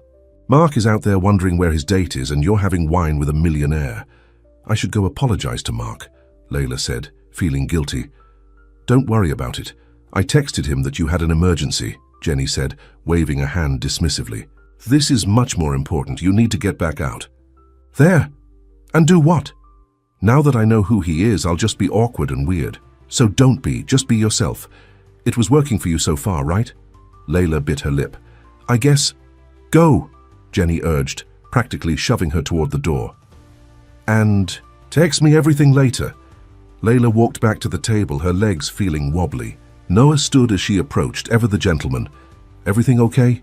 He asked. Yes, Layla said, trying to sound normal. Jenny just wanted to check on something. As she sat down, she couldn't help seeing Noah differently now. The watch on. His wrist probably cost more than her yearly rent. The casual way he'd ordered that wine, which she now realized must be incredibly expensive. How had she not noticed? So, Noah said, reclaiming his seat, where were we? You're Noah Sinclair, Layla blurted out. Noah's smile faltered. Yes, of Sinclair Enterprises. He sighed, running a hand through his hair. Jenny told you, I'm guessing? Layla nodded, not trusting herself to speak. And now things are weird, Noah said, more a statement than a question. A little, Layla admitted. I mean, I've been sitting here talking about my minimum wage jobs and my student loans to someone who probably makes more money in a day than I do in a year. Noah leaned forward, his eyes intense. Layla, do you know why I enjoyed our conversation so much? Because you had no idea who I was. You weren't trying to impress me or get something from me. You were just you. Layla swallowed hard. And now that I know? Now I'm hoping you can still be just you, Noah said softly, because that's who I want to keep talking to. The waiter approached with menus, breaking the moment. Shall I give you a few minutes to decide? He asked. Noah looked at Layla questioningly. This was her chance to leave, to end this surreal evening and go back to her normal life. Yes, please, she said to the waiter. We need a few minutes. As the waiter walked away, Noah smiled, a relieved smile that made his eyes crinkle at the corners. So, he said, opening his menu, how do you feel about the lobster ravioli? Layla laughed, some of the tension leaving her body. I've never had lobster ravioli. Then tonight's your lucky night, Noah said, his eyes twinkling, just like it's mine. Across the restaurant, a woman in a sleek black dress entered, looking around impatiently. She approached the maitre d', exchanged a few words, then spotted Noah. Her red lips curved into a predatory smile. There's my date, she said, sauntering toward table 15. But Noah only had eyes for Layla, who was laughing at something he'd said, her earlier nervousness forgotten. Jessica Reynolds, investment. Banker and socialite was not used to being ignored, especially not for a woman in an off-the-rack dress and drugstore makeup. Noah Sinclair, she said, stopping at their table. Noah looked up, momentarily confused. Jessica, you're 7 o'clock, she said coolly. Sorry I'm late. Traffic was a nightmare. Layla's smile faded as she looked between Noah and the stunning woman beside their table. Of course, this was his type, polished, sophisticated, successful. Actually, Noah said, clearing his throat, I'm in the middle of dinner with Layla. Jessica's perfectly shaped eyebrows rose. I see. And who is Layla? Before Noah could answer, Layla stood up. I'm nobody, she said quickly. Just someone who sat at the wrong table. I should go. Layla, wait, Noah said, standing too. You don't have to leave. But Layla was already gathering her purse. It's fine, really. You should have dinner with your actual date, she forced a smile. Thanks for the wine, it was delicious. And with that she hurried toward the exit, ignoring Noah calling her name. Outside, the cool night air hit her face, bringing her back to reality. What had she been thinking? That a millionaire CEO would actually be interested in someone like her? She was halfway down the block when she heard footsteps behind her. Layla! Wait, please! She turned to see Noah jogging toward her, tie loosened and hair slightly mussed. What about Jessica? Layla asked when he reached her. I told her something important came up, Noah said, slightly out of breath. I couldn't let you leave like that. Why not? She's clearly more your type. No, she's not, Noah said firmly. Look, I know this is crazy. We just met. And yes, there's a lot about my life I haven't told you, but I haven't felt this connection with someone in years, maybe ever. Layla stared at him, wanting to believe him but afraid to. I'm not asking for anything, Noah continued. Just a chance to finish our dinner. To see where this goes. A taxi drove by, its headlights illuminating Noah's face. He looked sincere and hopeful. What would someone like you want with someone like me? Layla asked softly. The chance to be with someone real, Noah replied. Someone who sees me, not my bank account. He held out his hand. Will you come back inside, please? Layla hesitated, then placed her hand in his. Okay, but I'm ordering the cheapest thing on the menu. Noah laughed and the sound warmed her from the inside out. Deal. As they walked back toward the restaurant, Layla knew she was taking a risk. That this night might lead nowhere. That tomorrow Noah might regret choosing the waitress over the investment banker. But for tonight, in this moment, she decided to believe in the possibility of something wonderful. What she didn't see was Jessica. Reynolds watching them from the restaurant entrance, her eyes cold with calculation. Noah Sinclair, she murmured, taking out her phone. "You just made a very big mistake." She dialed a number. "Charles? It's Jessica. You know that business opportunity we discussed? I think I found your way in." Inside, oblivious to the brewing, Storm, Noah and Layla returned to their table, their evening and their story just beginning. 2 weeks had passed since that fateful night at Chez Michel, and Layla still couldn't believe how her life had changed. She hummed to herself as she wiped down tables at Sally's diner, her mind replaying memories of her dates with Noah. After that first dinner, Noah had asked for her number. Layla had been sure he wouldn't call, that once he returned to his world of board meetings and business deals, he'd forget all about the waitress he'd met by accident. But the very next day he'd texted her, asking if she was free for lunch. Earth to Layla. Doris, the 60-year-old head waitress, waved a hand in front of Layla's face. "Table 6 needs their check, honey, and you've been wiping that same spot." "For 5 minutes," Layla blushed. "Sorry, Doris, I was just daydreaming about that handsome man of yours," Doris finished with a knowing smile. "The one who keeps sending flowers to the diner." As if on cue, the bell above the door jingled, and a delivery man entered carrying a bouquet of sunflowers. Layla's favorite. The other waitresses giggled as the man approached Layla. "Delivery for Layla Brooks," he announced. Layla accepted. The flowers, her cheeks burning as her co-workers teased her. She quickly read the card attached, counting the hours until tonight. Noah tonight, their 5th date. Noah was taking her to a charity gala, the first time they would be appearing in public at a high-profile event. Layla's stomach knotted, with nerves at the thought. "Must be nice," said Vicky, the newest waitress, as she passed by with a tray of orders. "Dating a millionaire. He's not just—" Layla started to protest, then stopped. What was the point? No one seemed to understand that she was falling for Noah the person, not Noah the millionaire. The rest of her shift passed in a blur of coffee refills and burger orders. When she finally clocked out, Jenny was waiting outside in her beat-up Honda. "Carriage awaits, Cinderella," Jenny called through the open window. "We've got exactly 3 hours to transform you into a princess." Layla climbed into the passenger seat. "I'm starting to regret asking for your help." "Please," Jenny scoffed, pulling into traffic. "Without me, you wouldn't have even met Prince Charming." "I met him because I sat at the wrong table," Layla reminded her. "Details, details," Jenny waved dismissively. "The point is, I'm your fairy godmother and tonight is your ball." At Jenny's apartment, a dress was already laid out on the bed, a stunning emerald green gown that shimmered under the light. "Jenny," Layla gasped, "it's beautiful, but I can't afford—" "Relax," Jenny said. "It's a loaner from my cousin who works at Nordstrom. We just have to return it without stains or tears." As Jenny helped her with her hair and makeup, Layla confessed her fears. "What if I embarrass him? What if everyone wonders what he's doing? With someone like me?" Jenny paused with the mascara wand in mid-air. "Someone like you? You mean someone kind, genuine and beautiful? Yeah, what a mystery." "You know what I mean," Layla sighed. "I don't belong in his world." "Maybe his world needs more people like you," Jenny replied, returning to her makeup work. "Now close your eyes and stop doubting yourself." Across town in his penthouse apartment, Noah was adjusting his bow tie when his phone rang. The screen displayed "Mother." He sighed before answering. "Hello, Mother." "Noah, darling," came Vivian Sinclair's crisp voice. "I just received the guest list for tonight's gala. You've requested a +1. Is it that lovely Jessica Reynolds? Her father mentioned you two had dinner." Noah pinched the bridge of his nose. "No, Mother. I'm bringing someone else.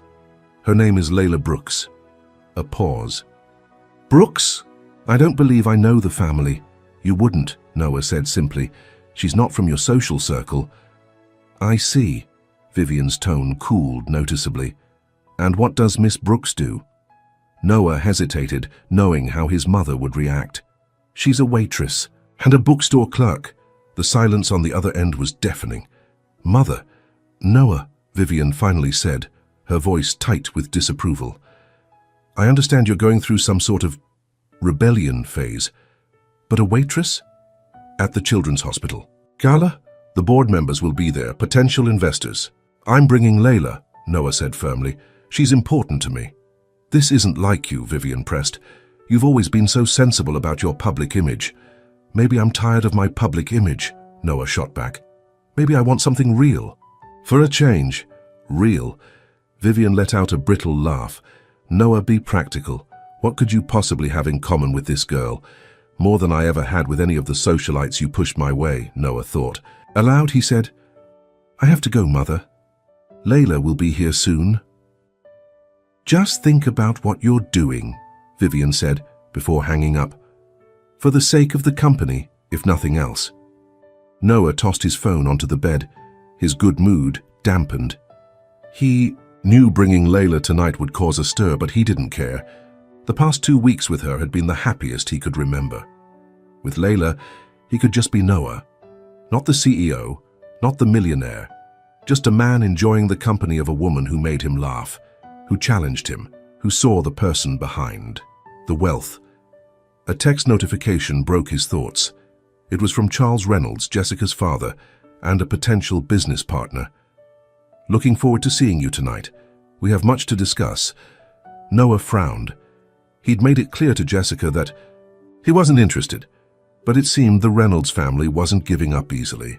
Pushing these concerns aside, he grabbed his keys and headed downstairs to wait for Layla.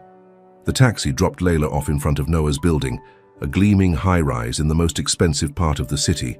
She stepped out, clutching her small purse, feeling like an imposter in the borrowed dress and the cheap shoes she'd painted with gold nail polish to make them look more expensive.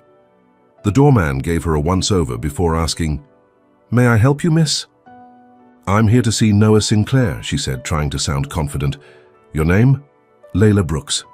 The doorman checked his tablet. "Ah, yes.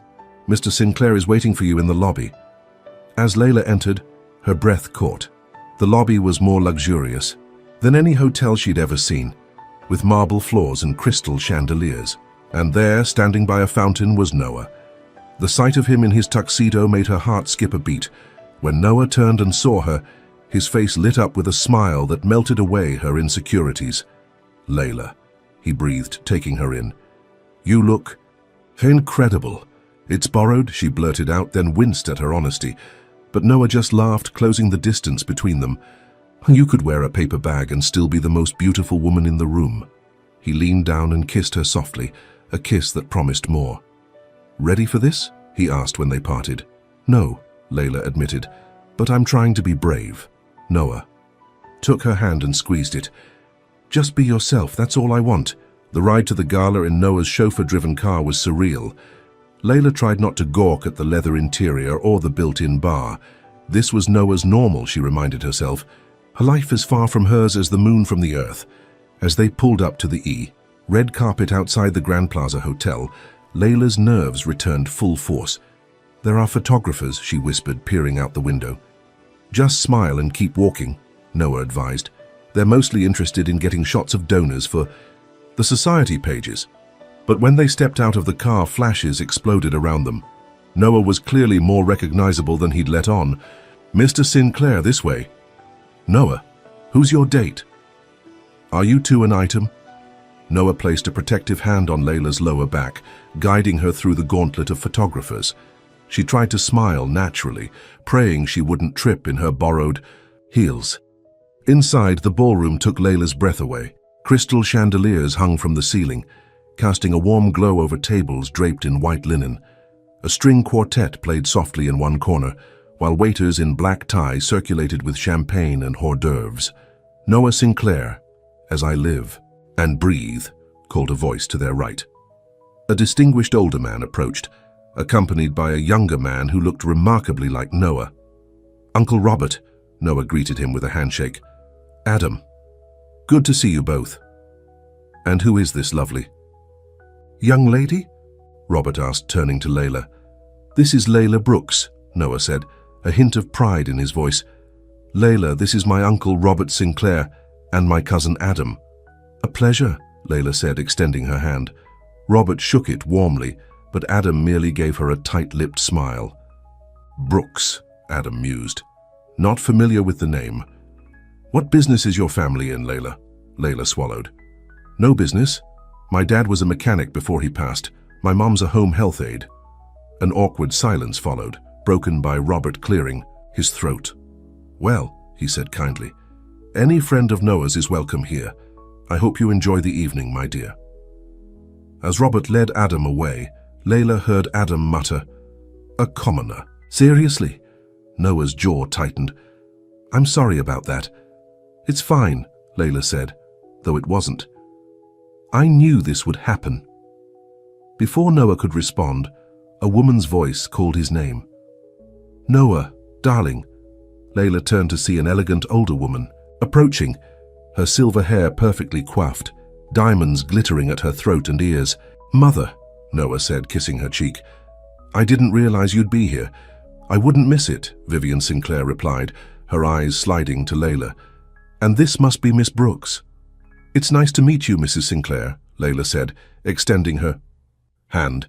Vivian took it briefly, her smile not reaching her eyes. "Indeed, Noah has told me very little about you." Noah stepped closer to Layla, placing his arm around her waist. "Layla works at Sally's Diner and Cornerstone Books. She's also studying to become a teacher." "How diverse," Vivian commented. "And your family, dear?" "It's just my mom now," Layla replied. "She lives in Florida." "I see," Vivian said, in a tone that suggested she saw all too clearly. "Noah, Charles Reynolds is eager to speak with you. He's by the bar with Jessica." Noah's arm tightened around Layla. "We'll catch up with them later. Right now I'd like to introduce Layla to some of the hospital board members." Vivian's smile thinned further. "Of course. Don't let me keep you." As they moved away, Layla whispered, "Your mother hates me." "She doesn't know you," Noah replied. "Give her time." "Noah, be realistic. I'm a waitress from a nobody family. I'll never fit into this world." Noah stopped walking and turned to face her. "Layla, look at me. I don't care about any of that. I care about you." The woman who got so excited about finding a first edition Hemingway that she nearly knocked over a display. The woman who saves half her lunch every day for the homeless man on the corner. The woman who makes me laugh like no one else can. Layla's eyes welled with tears. "I'm trying to believe that's enough." Noah leaned down to kiss her forehead. "It's more than enough. Now come on, let's get you a drink." As they approached the bar, Layla saw a stunning woman in a red dress watching them. Her perfectly styled blonde hair and flawless makeup screamed money and privilege. This had to be Jessica.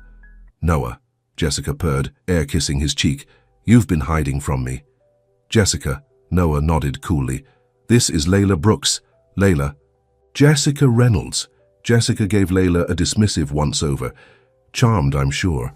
She turned back to Noah. "Daddy's been looking everywhere for you. He's ready to discuss the merger details." "I told your father I'm not interested in a merger right now," Noah said firmly. "Oh, but you haven't heard our latest proposal," Jessica insisted, placing a manicured hand on his arm. "Daddy's increased the offer by 20%. "The answer is still no," Noah said, removing her hand. "If you'll excuse us." He led Layla to the dance floor, leaving Jessica fuming behind them. "I take it you have history with her?" Layla asked as Noah took her in his arms. "Jessica's father wants to merge his company with mine," Noah explained, guiding her in a slow dance. "And he seems to think marrying his daughter off to me would seal the deal. And you're not interested?" Noah looked down at her, his eyes intense.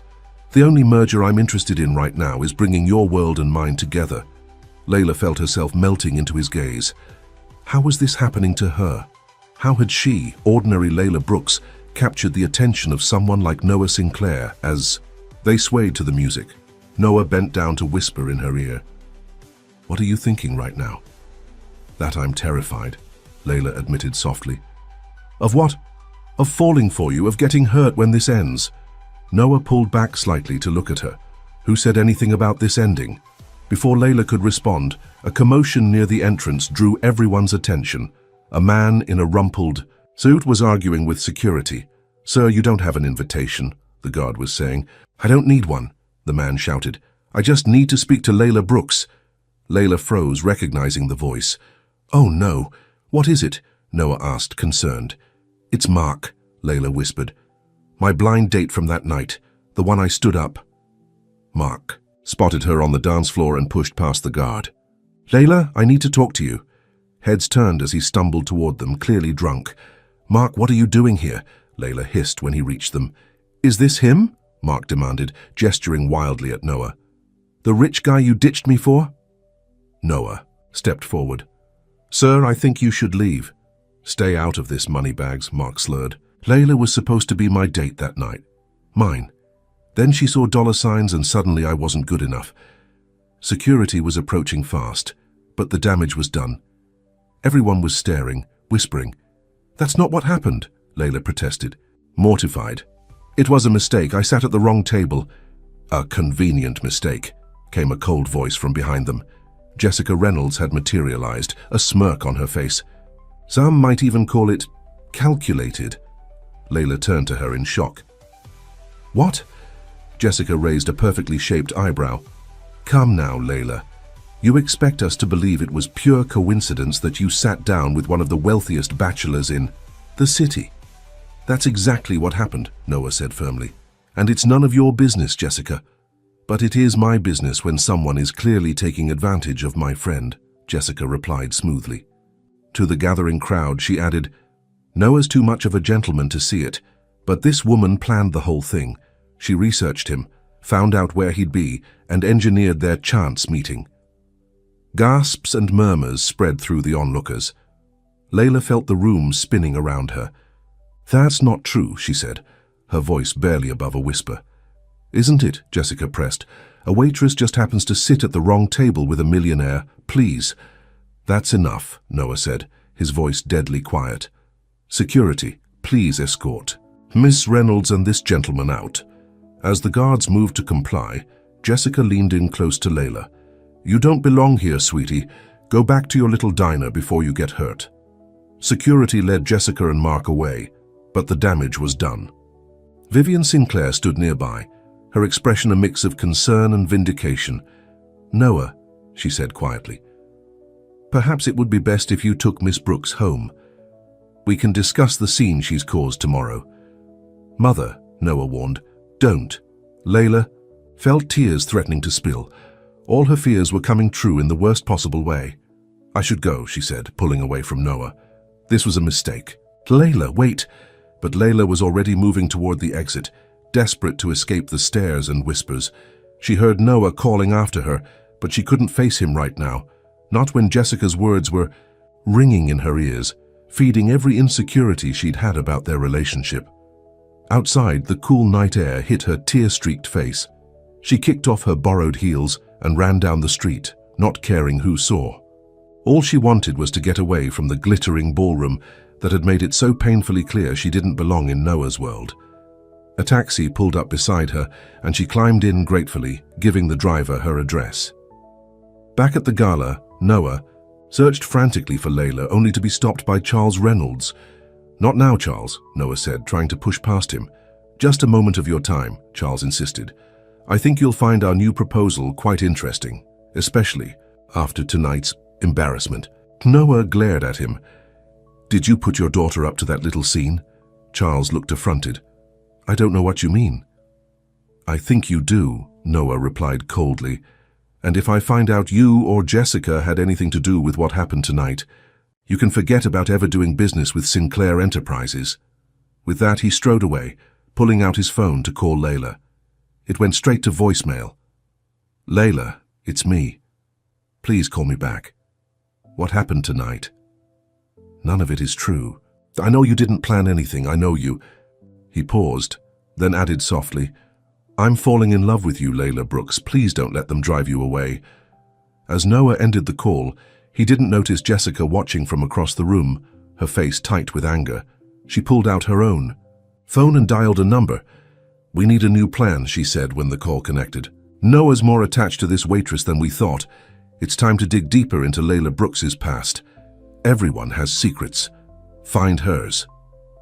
Across town, in her tiny apartment, Layla sat on her bed, still wearing the emerald dress, tears streaming down her face. Her phone buzzed with Noah's voicemail, but she couldn't bring herself to listen to it. How could she have been so foolish? To think someone like Noah could really care for someone like her. Their worlds were too different. The gala had proved that. A knock on her door startled her. For a wild moment, she thought it might be Noah. But when she opened it, Jenny stood there, holding a pint of ice cream. "I figured you might need this," Jenny said, taking in Layla's tear-stained face. "What happened?" As Layla poured out the story, Jenny's expression grew increasingly outraged. "That Jessica bitch," she spat when Layla finished. "She's obviously jealous." "Maybe," Layla sniffed, "but she wasn't wrong. I don't belong in Noah's world." "So what?" Jenny demanded. "Maybe he's tired of his world. Maybe he needs someone real, someone like you." "You didn't see how everyone looked at me," Layla said miserably. "Like I was a gold digger, a fraud. Who cares what they think? What matters is what Noah thinks." Layla shook her head. "It would never work. Better to end it now before I get in any deeper." As if on cue, her phone buzzed with a text from Noah. "I'm outside your building. Please let me see you." Layla stared at the message, her heart pounding. "He's here," she whispered. Jenny peeked out the window. "Yep, that's his fancy car, all right." She turned to Layla. "So what are you going to do?" Layla took a deep breath, wiping away her tears. "I'm going to end it before I get hurt even more." "Are you sure?" Jenny asked gently. "Because that man doesn't look like someone who's using you or ashamed of you. He looks like someone who's falling in love." Layla glanced out the window. Noah stood by his car, looking up at her building with such hope and longing that it made her heart ache. "I don't know if I'm brave enough for this," she whispered. "Love always requires bravery," Jenny replied. "The question is he worth the risk?" As Layla looked down at Noah, their eyes met across the distance, and in that moment she knew she had a decision to make, one that would change both their lives forever. Layla stood in front of her apartment building, arms wrapped around herself against the night chill. She'd changed out of the emerald dress into jeans and a sweater, her face freshly washed of makeup and tears. Noah waited a few feet away, his tuxedo jacket slung over one arm, bow tie undone. "Thank you for coming down," he said softly. "I almost didn't," Layla admitted. Noah took a step closer. "Layla, about what happened at the gala—" "It's okay," she interrupted. "You don't owe me an explanation. In fact, I think I owe you an apology. I embarrassed you in front of all those important people." "You didn't embarrass me," Noah said firmly. "Jessica and Mark did that. And frankly, I don't care what those important people think." Layla sighed, leaning against the brick wall of her building. "Noah, let's be honest with ourselves. I don't fit into your world. Tonight proved that." "Tonight proved that some people are small-minded snobs," Noah countered, moving closer. "It has nothing to do with us." "But it does," Layla insisted. "Your mother looked at me like I was something she found on the bottom of her shoe. Your cousin called me a commoner. And Jessica is jealous," Noah cut in. "She always has been of anyone who has my attention. She's also gorgeous, sophisticated, and perfect for someone in your position," Layla said quietly. Noah ran a hand through his hair in frustration. "If I wanted Jessica, I would be with Jessica. I want you, Layla. Only you." His words made her heart leap, but Layla forced herself to stay grounded. "For how long? Until the novelty wears off? Until the pressure from your family and your business becomes too much?" "Is that what you think this is?" Noah asked, hurt evident in his voice. "A novelty?" Layla looked down at her worn sneakers, so different from the Italian leather shoes Noah wore. "I think we come from different worlds, and I think eventually that matters." Noah took her hands in his. "Look at me, Layla." When she raised her eyes to his, he continued, "I've spent my entire life surrounded by people like Jessica, people who want something from me, my money, my connections, my status. Do you know how rare it is to meet someone who just wants me?" "But that's the thing," Layla replied. "I don't just get you, I get all of it. The wealth, the status, the family disapproval, the cameras and the gossip." "And I get your world too," Noah said. "The early shifts at the diner, the student loans, the tiny apartment. That's how relationships work. We share our lives, all of them." Layla bit her lip, wanting so badly to believe him. "I'm scared, Noah. What if I let myself fall for you, and then you realize I'm not enough?" Noah's gaze softened. "That's not possible." If anything, I'm the one who should be worried that I'm not enough for you. Layla let out a laugh that was half sob. That's ridiculous. You're Noah Sinclair. And you're Layla Brooks, he replied. The woman I can't stop thinking about. The woman who sees me, not my bank account or my company. He cupped her face gently. Please don't let Jessica or my mother or anyone else ruin what we have. Layla looked into his eyes, searching for any sign of hesitation or doubt. She found none. Okay, she whispered. Okay, Noah repeated, a smile starting to form. I want to keep seeing you, Layla clarified. But we need to be realistic. Your world isn't going to suddenly embrace me. And I have my own life, my jobs, my studies. I know, Noah said. We'll figure it out step by step. Together. He leaned down and kissed her, a kiss that melted away her doubts, at least for now. When they parted, Layla felt lighter, hopeful again. Would you like to come up? She asked, then quickly added, just for coffee or something. Jenny's still up there anyway. Noah smiled. I'd like that. As they turned toward the entrance, neither noticed the black sedan parked across the street, nor the camera lens aimed their way from its tinted window. 3 days later, Layla was arranging a new display at Cornerstone Books when her phone buzzed, with a text from Jenny. Call me now! Concerned, Layla stepped into the back room and dialed Jenny's number. Have you seen it? Jenny demanded, without preamble. Seen what? Oh God, you haven't. Layla, you need to check Social Sweep right now. Social.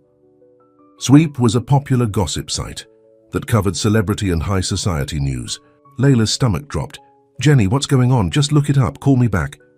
With trembling fingers, Layla opened the site on her phone. Her breath caught when she saw the headline, Sinclair's gold-digging waitress. The truth about Noah's new girlfriend.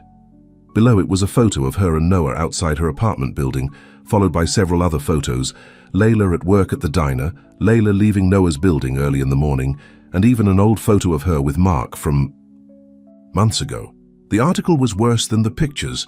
Sources close to Layla Brooks revealed the accidental meeting with billionaire Noah Sinclair was anything but chance. The struggling waitress reportedly researched Sinclair for weeks, learning his habits and favorite restaurants before engineering their coincidental encounter. Even more shocking, Brooks was already dating another man when she set her sights on Sinclair's fortune. She completely used Mark, says a close friend of Brooks. She was dating him while planning how to trap Noah.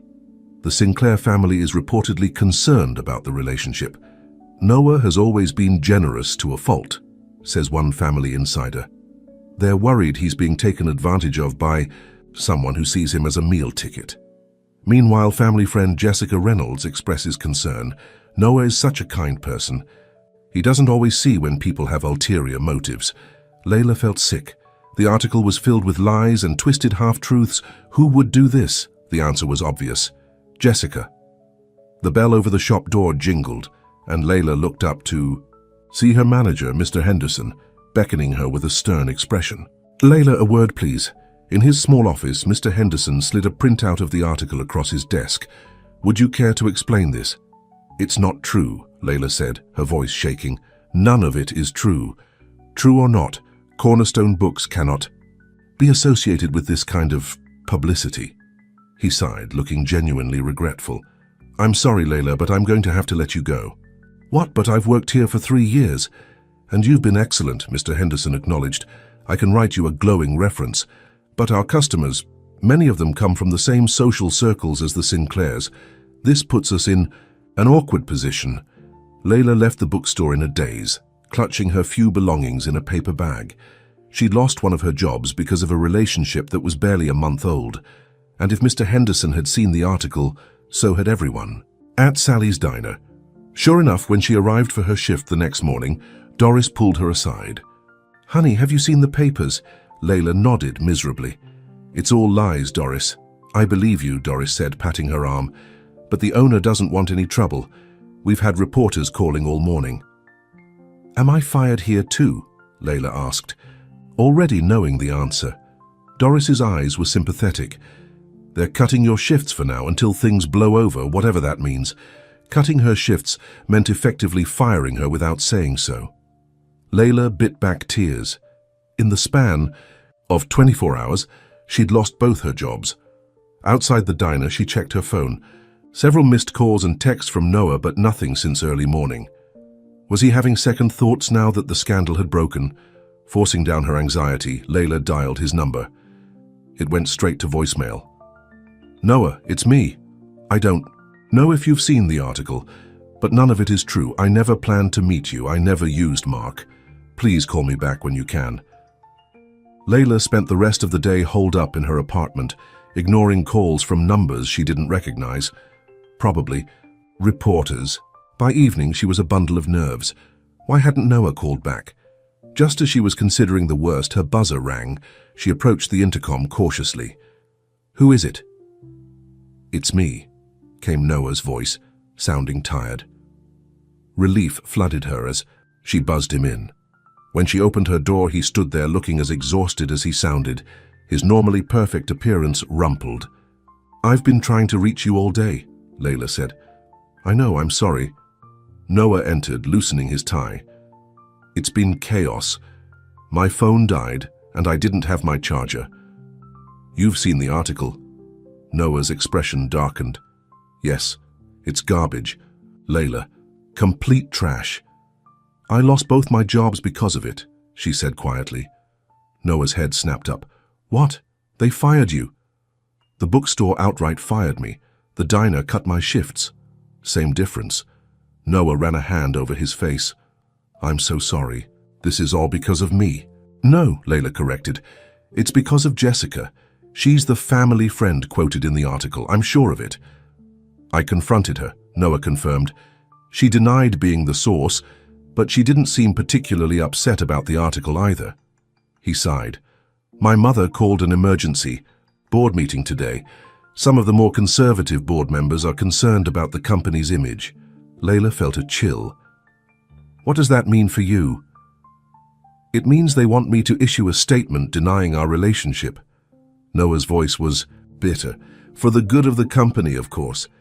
"And what did you say?" Noah moved to sit beside her on the couch. "I told them to go to hell."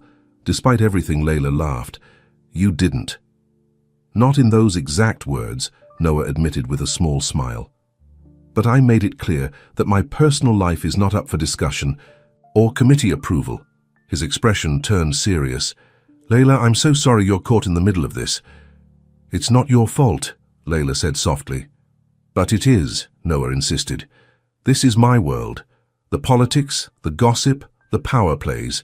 I should have been more careful, more protective of you." Layla placed her hand over his. "We both knew there would be challenges. This is just a bigger one than we expected." Noah's eyes searched hers. "You're handling this better than I am." "Well, I don't have a billion-dollar company to worry about," Layla said with a wry smile. "Just rent and bills and no job." "About that," Noah began, then hesitated. "Layla, I want to help you. Financially, I mean." Layla stiffened. "No, please, just listen. This situation is my fault. At least let me cover your expenses until you find new jobs." "That would just confirm what everyone is saying about me," Layla said, standing up and pacing the small living room. "That I'm with you for your money." "Who cares what they say?" Noah argued. "We know the truth." "I care," Layla said firmly. "My dignity is all I have left right now." Noah stood too, running a hand through his hair in frustration. "Then let me help you find a new job. I know people. I could make some calls. And then I'd be the girl who got hired because she's sleeping with Noah Sinclair," Layla pointed out. "That's not any better." "So what then?" Noah asked, exasperated. "I'm just supposed to watch you struggle when I have the means to help?" "Yes," Layla said simply, "because that's respecting my choice, my independence." Noah looked at her for a long moment, then nodded slowly. "Okay, I don't like it, but I understand." Layla felt a weight lift from her chest. This was why she was falling for him, because underneath the trappings of wealth and power, Noah respected her. "Thank you." "She," said softly. Noah pulled her into his arms. "We'll get through this. The scandal will blow over. You'll find new jobs, and I'll be here every step of the way." Layla rested her head against his chest, listening to his heartbeat. "Promise." Promise, Noah whispered, kissing the top of her head. They spent the evening together, ordering takeout and watching old movies, trying to forget the world outside. It was nearly midnight when Noah reluctantly said he had to leave for an early meeting. At the door, he kissed her deeply. "I love you, Layla Brooks, scandal and all." It was the first time he'd said those words, and they made Layla's heart soar. "Despite everything." "I love you too," she replied, realizing it was true. Despite the chaos, despite the risks, she had fallen completely in love with Noah Sinclair. After he left, Layla fell into an exhausted sleep. She was awakened by her phone ringing at 6 a.m. It was Jenny. "Turn on Channel 8 now," Jenny demanded. Fumbling for the remote, Layla switched on her small TV. The morning news was playing, and there on the screen was a photo of her, followed by one of Noah with Jessica. "Breaking news in the Noah Sinclair scandal," the perky anchor was saying. Sources close to the billionaire CEO's ex-girlfriend, Layla Brooks, claim she has a history of targeting wealthy men. Records show Brooks was previously engaged to Florida businessman David Carter, who broke things off when he discovered she had been unfaithful. Carter's family declined to comment, but court documents reveal a restraining order was filed against Brooks in 2021. Layla stared at the screen in horror. "What? That's insane. I've never even been to Florida." "There's more," Jenny said grimly. "They're saying you have a criminal record for theft from a previous employer." "None of this is true," Layla cried. "They're making it all up." "I know that," Jenny said. "But it's everywhere, all the news channels, social media. Someone really wants to destroy your reputation." Layla's hands shook as she ended the call. Her phone immediately rang again. "Noah, have you seen it?" she asked as soon as she answered. "Yes," Noah replied, his voice tight with anger. "It's Jessica. It has to be. She's the only one who would go this far." "Noah, none of it is true. I've never been engaged. I don't have a criminal record. I've never even met anyone named David Carter." "I know, Layla. I believe you. My lawyers are already working on it. We'll sue for defamation." "Lawyers?" Layla echoed weakly. "This is insane." "Welcome to my world," Noah said bitterly, "where people will do anything for money and power." He paused. "I need to go into damage control mode at the office. Can you come to my place tonight? We need to discuss our next steps." "Next steps," Layla repeated, feeling numb. "Yes, okay." After hanging up, Layla sank to the floor, overwhelmed.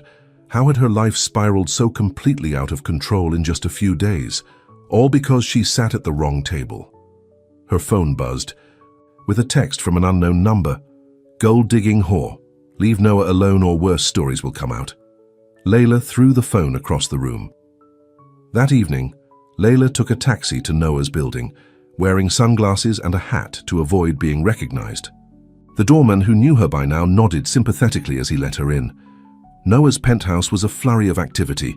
Men and women in suits were gathered around the dining table, laptops open, papers spread everywhere.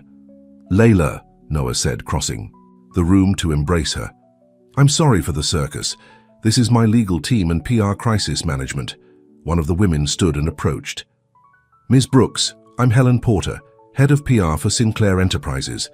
We're developing a strategy to counter these false stories." "Can you even do that?" Layla asked.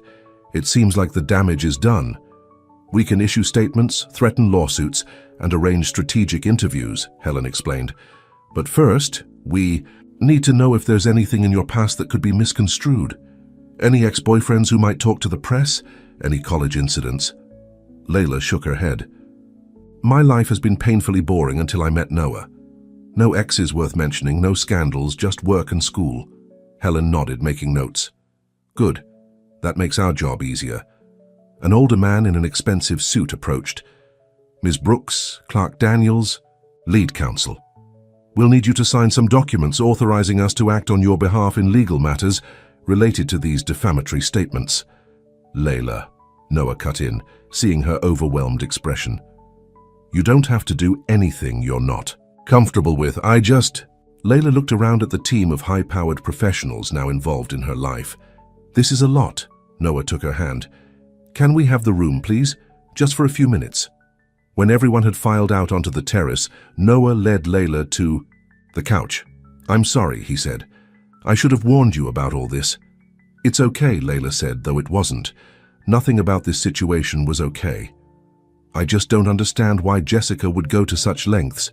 Is getting your company really worth destroying my life? Noah's expression was grim. For the Reynolds family? Yes, Charles Reynolds has been trying to get his hands on Sinclair Enterprises for years. And Jessica, well, she's always wanted the status of being a Sinclair. So, I'm just collateral damage, Layla said bitterly. Not if I can help it, Noah promised. We'll fight this, Layla, together. Layla nodded, trying to believe him, but the truth was she was exhausted. She'd lost her jobs, her reputation was in tatters, and strangers were sending her threatening messages, all for the crime of falling in love with the wrong person. What if... she began, then stopped. What if what? Noah prompted. What if we took a break? Layla suggested quietly. Just until this blows over, let things calm down. Maybe if they don't see us together, Jessica and her father will back off. Noah's face fell. Is that what you want?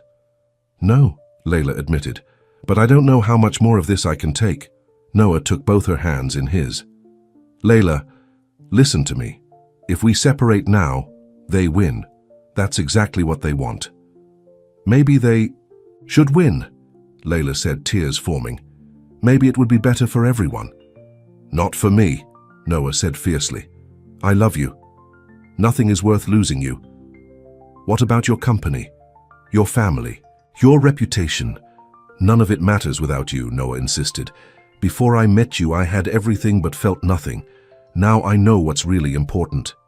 Layla wanted to believe him, wanted to be as brave as he was asking her to be. But the weight of the past few days was crushing her. I need time to think, she said finally. Noah's expression was pained, but he nodded. Of course, whatever you need. As Layla prepared to leave, Helen approached again. Ms. Brooks, we've been monitoring social media. There's a new development you should know about. She handed Layla a tablet showing a post from a woman named Mandy Clark. Truth time. I worked with Layla Brooks at Cornerstone Books. She was always talking about meeting rich men, how they were her ticket out. She specifically mentioned Noah Sinclair months before their accidental meeting. Don't be fooled. Layla stared at the screen in shock. I don't even know anyone named Mandy. This is a complete lie. We suspected as much, Helen said. But it's gaining traction. People claiming to know you are coming out of the woodwork. Layla handed the tablet back, her hands shaking. I can't do this anymore, I can't. She turned to Noah, who was watching her with concern. I need to go. I need space. Let me send you with security, Noah said. There might be reporters outside. Fine. Layla agreed, too tired to argue. Noah's security team escorted her down to a waiting car with tinted windows. As they pulled away from the building, Layla texted Jenny, Can I stay with you for a few days? I need to get away from everything. Jenny replied immediately, Of course, doors open.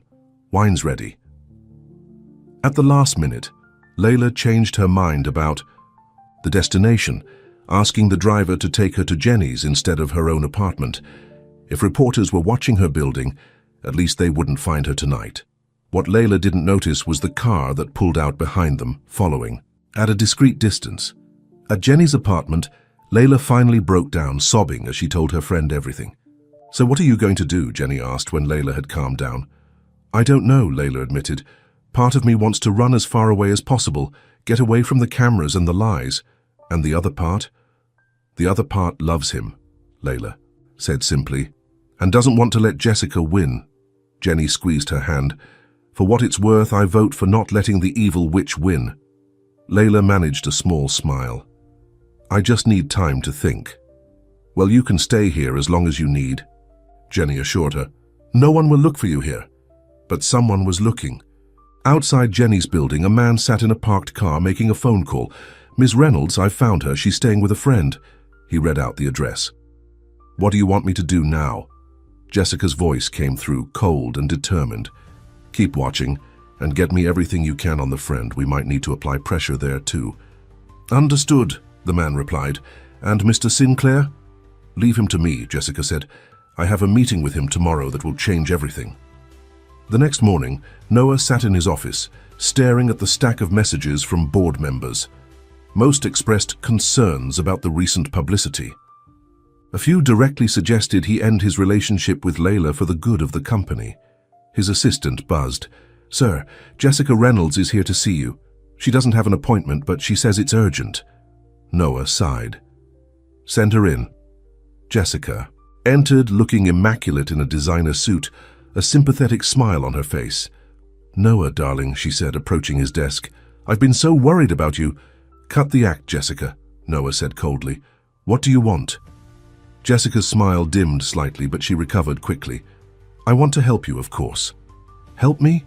Noah laughed without humor.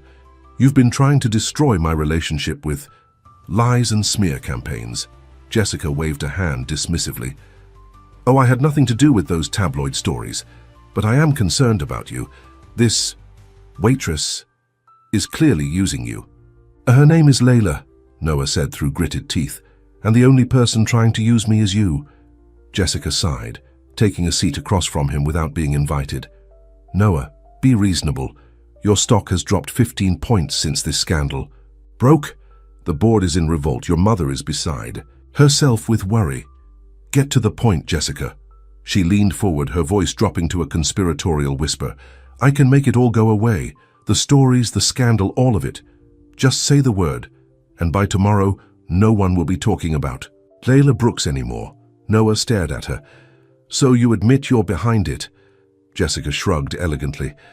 "Let's just say I have influence in certain circles." "What do you want in return?" Noah asked, though he already knew. "Just what we've always wanted," Jessica replied. "A merger between our companies, and perhaps a more personal merger as well." She reached across the desk to touch his hand. "We make sense together, Noah. We always have." Noah pulled his hand away. "You're delusional." Jessica's eyes hardened. "Am I? Or am I the only one seeing clearly? Your precious Layla is already cracking under the pressure. How long before she runs back to her little diner and her pathetic life?" "You don't know her," Noah said. "I know her type," Jessica countered. "And I also know this isn't over. The next round of stories is ready to go. Does she know about her mother's gambling problem? Or should I say, her supposed mother's gambling problem?" Noah stood abruptly. "Get out." "Think about my offer," Jessica said, rising calmly. "End things with the waitress, agree to the merger, and all this goes away, or watch as I destroy her, piece by piece." She headed for the door, then paused. "Oh, and Noah, you might want to check on your little girlfriend. My sources tell me she didn't go home last night." After Jessica left, Noah immediately called Layla. No answer. He tried Jenny next. "Is Layla with you?" he asked as soon as Jenny picked up. "Yes," Jenny confirmed. "She's in the shower. She needed some space, Noah." "Tell her to stay there," Noah said urgently. "Jessica just left my office. She as much as admitted she's behind all the stories, and she's threatening to release more." "That evil witch," Jenny hissed. "What are you going to do?" "End this," Noah said firmly. "Once and for all." He hung up and buzzed his assistant. "Get me Helen Porter and the legal team and call Charles Reynolds. Tell him I want a meeting today." 2 hours later, Noah sat across from Charles Reynolds in a private dining room at the Carlton Club. "I have to say I was surprised by your call," Charles said, swirling his scotch. "Jessica mentioned you were unreceptive to our proposal." "I've reconsidered," Noah said evenly. Charles raised an eyebrow. "Have you now? What changed your mind?" "Let's be clear," Noah said, leaning forward. "I know you and Jessica are behind the smear campaign against Layla. I know you're trying to force my hand by destroying her reputation." Charles's expression didn't change. "That's quite an accusation." "Not an accusation, a fact." Noah placed a folder on the table. Inside is evidence that Jessica hired a private investigator to follow Layla. There are also recorded phone calls between Jessica and several tabloid reporters, arranging for false stories to be published. Charles paled slightly. "Where did you get this?" "I have resources too," Noah said coldly. "Did you really think I wouldn't protect someone I love?" "What do you want?"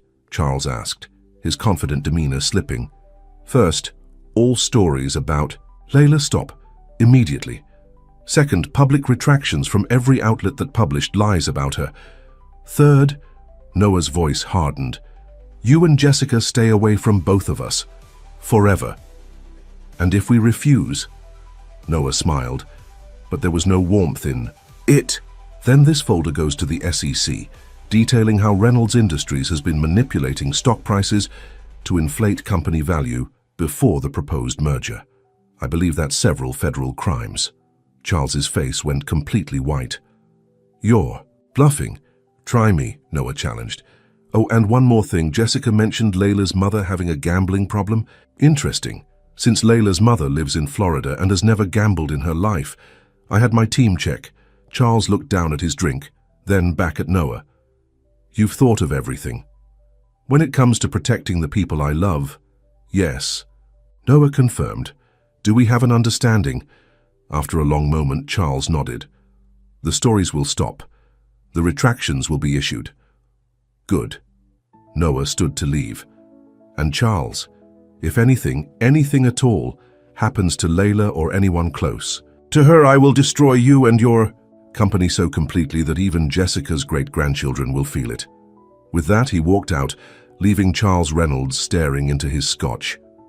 At Jenny's apartment, Layla paced nervously. She'd seen Noah's missed calls, but hadn't felt ready to talk yet. When Jenny told her about his warning, however, she felt a surge of both fear and determination. I can't keep hiding, she told Jenny. This is never going to stop unless I face it head on. What are you going to do? Jenny asked. Before Layla could answer, her phone rang. It was Noah. Noah, it's over, he said, his voice filled with relief.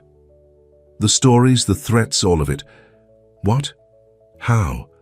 I met with Charles Reynolds. Let's just say we came to an understanding. What kind of understanding? Layla asked, suspicious. The kind where he realized the consequences of continuing to harass you far outweighed any benefits, Noah explained. Layla, they're going to issue retractions. Your name will be cleared. Layla sank onto Jenny's couch, overwhelmed. I can't believe it. Believe it, Noah said. It's over, you're safe now. So what happens next? Layla asked, hardly daring to hope. That's up to you, Noah said softly. I know these past few days have been hell. I wouldn't blame you if you wanted to walk away. Layla thought about it. The rational part of her knew that being with Noah would never be simple. There would always be people judging her, questioning her motives, wondering if she belonged. But then she thought about Noah himself, the man who made her laugh, who listened when she talked about her dreams, who had just gone to battle for her against powerful enemies. I love you, she said simply. That hasn't changed. She could hear the smile in Noah's voice as he replied, Then come home, Layla. Come back to me. Home, Layla repeated, the word feeling both strange and right. Yes, I'd like that. As she hung up, Jenny was grinning at her. So the good guys win, after all. It seems so, Layla said, still processing everything. You're really going to do this? Jenny asked. Date a billionaire, deal with the high society drama, all of it? Layla smiled, feeling stronger than she had in days. I'm really going to love the man I fell for. The rest we'll figure out together. Later that evening, as Noah's car took them back to his penthouse, Layla watched the city lights blur past the window. She'd been right that night at the gala. Their worlds were different, and that did matter. But what she hadn't understood then was that it didn't have to keep them apart. Noah squeezed her hand as if reading her thoughts. Welcome home, he said as they pulled up to his building. And despite everything, the scandal, the lies, the differences between them, Layla knew he was right. Home wasn't a place. It was where your heart belonged, and hers belonged with Noah. What, neither of them noticed, was Jessica Reynolds watching from across the street, her face tight with fury as Layla and Noah entered the building together, hand in hand. This isn't over, she whispered, pulling out her phone. Not by a long shot. She dialed a number, waiting impatiently for an answer. It's me. Noah thinks he's won, but he hasn't. It's time for Plan B. Yes, the nuclear option. I don't care about the consequences anymore.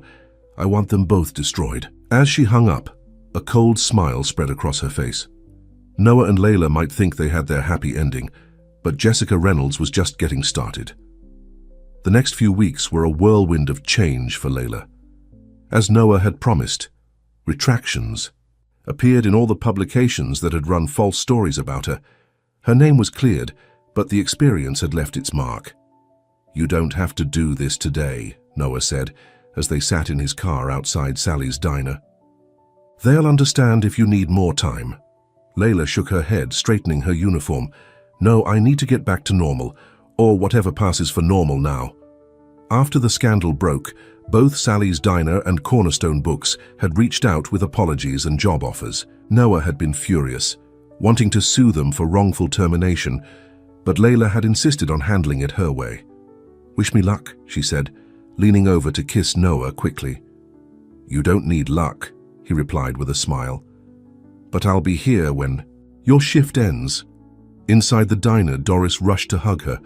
"Oh, honey, we're so glad to have you back." The other waitresses crowded around, offering apologies and support. Even Mr. Sally himself, who rarely left his office, came out to welcome her back. "Miss Brooks," he said, shaking her hand vigorously, "I want to personally apologize for the hasty decision we made. It was wrong, and I'm grateful you've agreed to return." Layla smiled, touched by the warm welcome. "Thank you, Mr. Sally. It's good to be back." As she tied on her apron and grabbed her order pad, Layla felt a sense of rightness wash over her. This was her world, practical, straightforward, honest. No matter what happened with Noah, she needed to keep this part of herself. The morning passed quickly, with regular customers expressing delight at seeing her again. Several even mentioned the retractions, assuring her they'd never believed the cows. "Lies. Your young man must really care about you," Mrs. Peterson, an elderly regular, commented as Layla refilled her coffee. "To stand by you through all that nastiness." "He does," Layla agreed, unable to keep the smile from her face. "And you love him too, I can see it," Mrs. Peterson said with a knowing nod. "Don't let anyone tell you that you don't belong together. In my day, I was a secretary who married the boss's son. Everyone said it wouldn't last." She held up her left hand, showing a simple gold band. 52 years this June." Layla squeezed the older woman's shoulder. "Thank you for telling me that." During her break, Layla checked her phone to find a text from Noah. "Dinner tonight at my place? I have something important to ask you." Her heart skipped a beat. Important question. They'd only been dating for a little over 2 months. Surely he wasn't thinking of... "No," she told herself firmly. "Don't get ahead of yourself. It could be anything," she texted back. "Yes, see you at 7. The rest of her shift seemed to drag, her mind constantly wandering to what Noah might want to discuss. By the time she clocked out, she was a bundle of nerves. Noah was waiting outside as promised, leaning against his car with casual elegance. Several passers-by did double takes, recognizing the famous CEO. "How was it?" he asked as she approached. "Good," Layla said honestly. "Really good. Everyone was so kind." "I'm glad," Noah said, opening the car door for her. "Ready for dinner?" At Noah's penthouse, Layla was surprised to find the dining room transformed. Candles flickered on a beautifully set table, and the smell of delicious food filled the air. "Did you cook?" she asked, amazed. Noah laughed. "Let's not get carried away. I had it catered, but I did set the table myself." Over dinner, they talked about their days, carefully avoiding any mention of the important question hanging in the air. Finally, as they finished dessert, Noah reached across the table to take her hand. "Layla, there's something I need to ask you." "Here it comes," she thought, her heart racing. "I've been thinking a lot about us, about our future," Noah continued.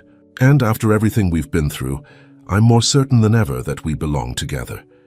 He reached into his pocket and pulled out a small velvet box. Layla's breath caught in her throat. "Noah," she whispered, "we've only known each other for 2 months." He opened the box, but instead of a ring, it contained a key. "Move in with me," Noah said. "I know it's fast, but after everything that's happened, I want you close.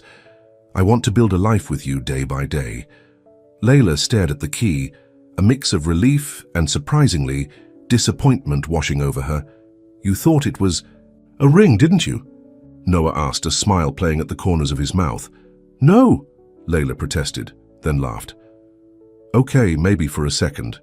Noah's expression grew serious. I do want to marry you someday, Layla. I know that already, but I also know we need time. I want to do this right. Layla picked up the key, turning it over in her fingers. Living together is still a big step.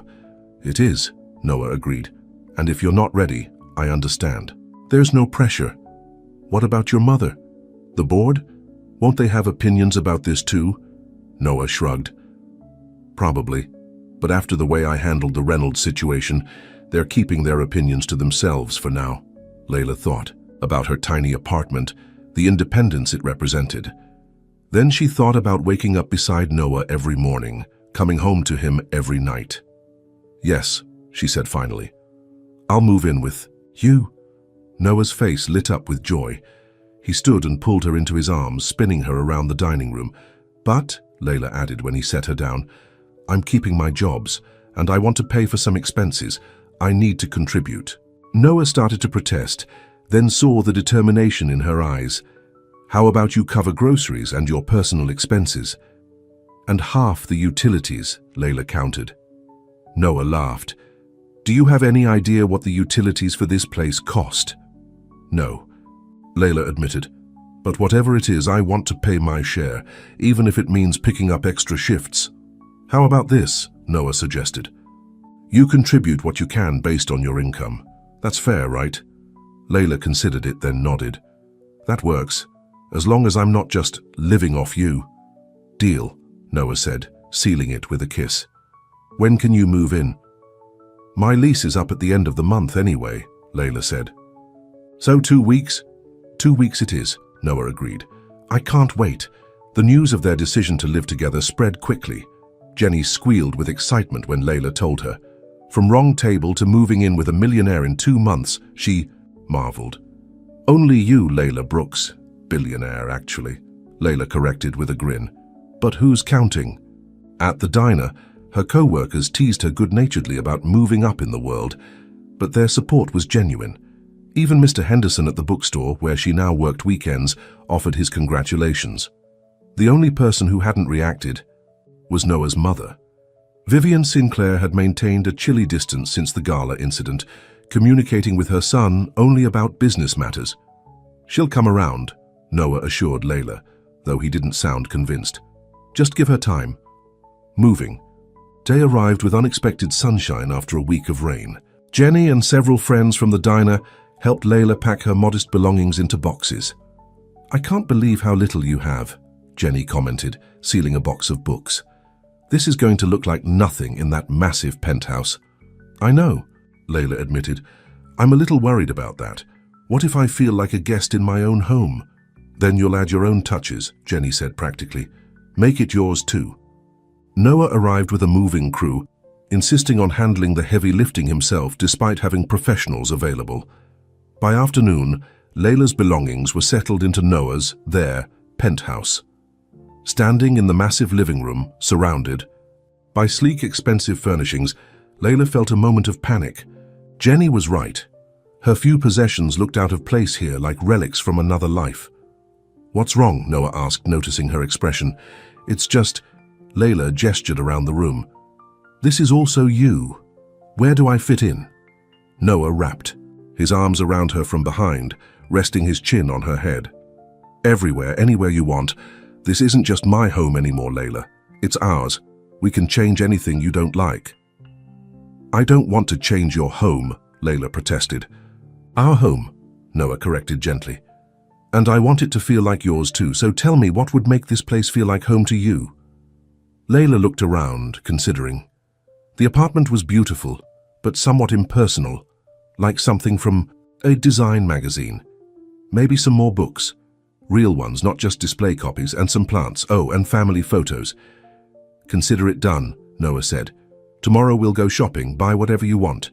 I can't let you spend a fortune on... We'll spend what you're comfortable with, Noah interrupted. But Layla, this is important. I want you to feel at home here. Looking up into his eyes, Layla saw only sincerity and love. Okay, she agreed. Tomorrow we shop. That night, as they lay in bed, their bed now, Layla listened to Noah's steady breathing and marveled at how much her life had changed in such a short time, from struggling waitress to living in a penthouse with a man who loved her exactly as she was. The next few weeks settled into a rhythm. Layla worked her shifts at the diner and bookstore, while Noah ran his company. They had dinner together most nights, sometimes at home, sometimes at restaurants where Noah was recognized and Layla was scrutinized. Gradually, the penthouse began to reflect Layla's presence. Colorful throw pillows on the sleek leather couch, mismatched mugs in the kitchen cabinet alongside the expensive china, and most importantly, photos of both their families displayed proudly on the walls. One evening, as they were enjoying a quiet dinner at home, the elevator chimed. Someone was coming up. Noah frowned. "Are you expecting anyone?" Layla asked. "No," Noah replied, standing. "And security would have called up." The elevator doors opened to reveal Vivian Sinclair, immaculately dressed as always. "Mother," Noah said, surprised, "we weren't expecting you." "Clearly," Vivian replied, her eyes taking in the casual scene. "I apologize for interrupting your dinner." "It's fine," Layla said, standing as well. "There's plenty if you'd like to join us." Vivian hesitated, then nodded. "Thank you.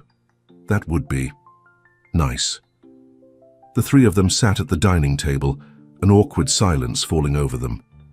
Layla served Vivian a plate of the lasagna she'd made, watching nervously as Noah's mother took a tentative bite. "This is delicious," Vivian said, sounding genuinely surprised. "Did you make it yourself?" "It's my mom's recipe," Layla explained. "Comfort food." Vivian took another bite, then set down her fork. "I owe you an apology, Layla. My behavior at the gala was inexcusable." Layla blinked, shocked by the unexpected words. "Thank you, Mrs. Sinclair." "Vivian, please," she corrected. To Noah, she added, "You were right. I was being a snob." "What changed your mind?" Noah asked, clearly as surprised as Layla. "Several things," Vivian admitted. "Watching how you handled the Reynolds situation showed me how serious you are about Layla. And then Robert, your uncle, gave me quite the lecture about judging people by their bank accounts rather than their character." She turned to Layla. "But mostly, it was seeing how happy my son is, happier than I've seen him in years, perhaps ever." Layla felt tears prick her eyes. "I love him very much." "I can see that," Vivian said softly, "and he clearly loves you." She squared her shoulders. "So, I've come to make amends and, if you're willing, to start fresh." "I'd like that," Layla said, reaching over to squeeze Noah's hand. The evening ended with a tentative peace established. As Vivian was leaving, she paused at the elevator. "Layla, I'm hosting a charity luncheon next week. I'd be honored if you would attend, as my guest." "I'd be happy to," Layla replied, touched by the gesture. After Vivian left, Noah pulled Layla into a tight embrace. "Thank you for giving her a chance." "She's your mother," Layla said simply. "She's family." "Speaking of family," Noah said, "I want to meet your mom soon. Maybe we could fly to Florida next month." Layla nodded against his chest. "She'd love that. She already thinks you're amazing just from our phone calls." "Smart woman," Noah teased. "Must run in the family." The following week, Layla attended Vivian's charity luncheon, nervously dressed in a new outfit Noah had insisted on buying her. To her relief, Vivian introduced her warmly to everyone, making it clear that Layla was an important part of her son's life.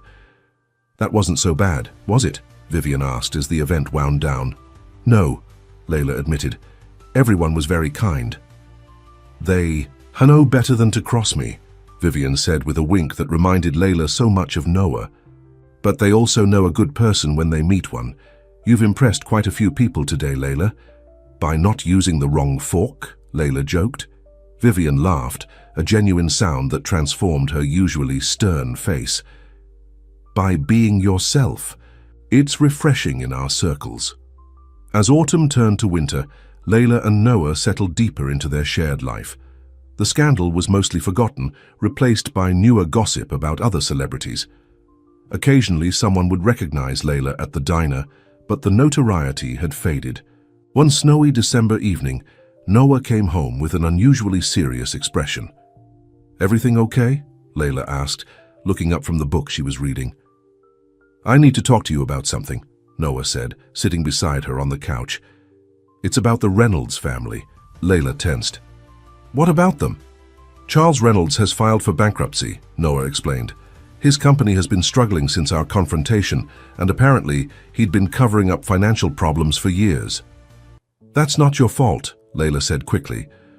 No, it's not, Noah agreed.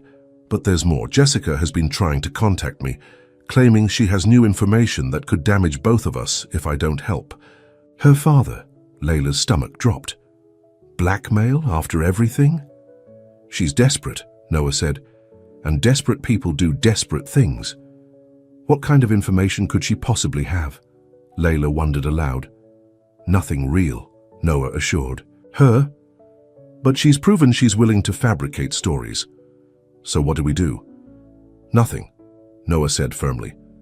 My legal team has made it clear that any new false stories will result in immediate legal action, and the media won't touch anything related to you now without extensive fact-checking. Layla nodded, trying to push away the renewed anxiety. I thought this was over. It is, Noah insisted, pulling her close. Jessica is grasping at straws. She can't hurt us anymore. But that night, Layla couldn't sleep. The peace they'd found felt suddenly fragile, threatened by shadows from the past. The next morning, while Noah was in the shower, his phone rang on the bedside table. Layla glanced at it, freezing when she saw Jessica's name on the screen. Without thinking, she answered, Stop calling him. There was a pause, then Jessica's cold laugh. Well, if it isn't the little waitress herself, playing secretary now.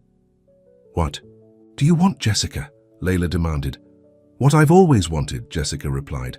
Noah, the company, everything that should have been mine. It's over, Layla said firmly. You lost. Did I? Jessica's voice took on a dangerous edge. You think? You've won, don't you?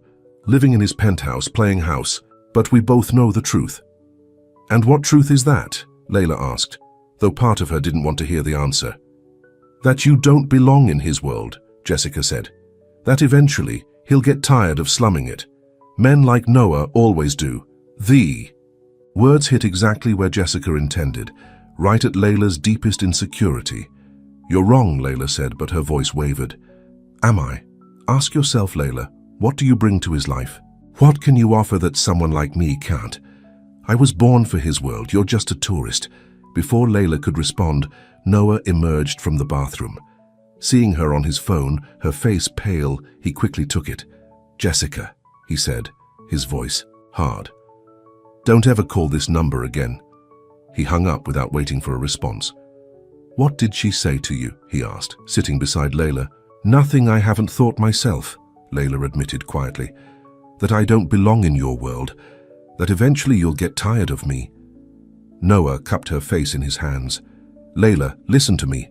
You are my world, not the company, not the money, not the social circles. You. But what if she's right? Layla whispered. What if I'm just not enough? Then I would still choose you, Noah said firmly.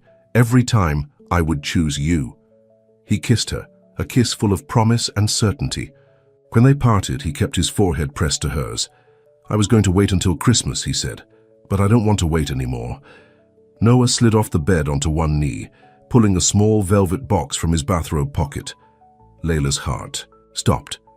I've been carrying this around for weeks, he admitted, opening the box to reveal a stunning but tasteful diamond ring. Trying to find the perfect moment, but I realize now there is no perfect moment. There's just us, choosing each other every day. Tears filled Layla's eyes as Noah continued. Layla Brooks, I love you. I've loved you since you sat down at the wrong table and started telling me about your 2 jobs without having any idea who I was. I love your honesty, your strength, your heart, and I want to spend the rest of my life with you. He took a deep breath. Will you marry me? The moment stretched between them, full of possibility. In her mind, Layla saw flashes of their life together, the good and the bad, the challenges they would face from a world that might never fully accept their relationship. But then she looked into Noah's eyes and saw her future, her home, her heart. Yes, she whispered. Yes, I'll marry you. Noah slipped the ring onto her finger, then pulled her into his arms, both of them laughing and crying at once. I love you, Layla said against his lips. All of you. Not the millionaire, not the CEO. Just Noah. And I love all of you, Noah replied. The waitress, the bookstore clerk, the dreamer with the biggest heart I've ever known. 6 months later, Layla stood in a small room at the back of an oceanfront property, looking out at the gathering of friends and family. The wedding was intimate. Only 50 guests, a compromise between Noah's initial suggestion of just immediate family and Vivian's wish for a society extravaganza. Jenny fussed with Layla's simple but elegant gown, a custom design that somehow managed to be both sophisticated and true to Layla's unpretentious style. Ready? Jenny asked, adjusting Layla's veil one last time.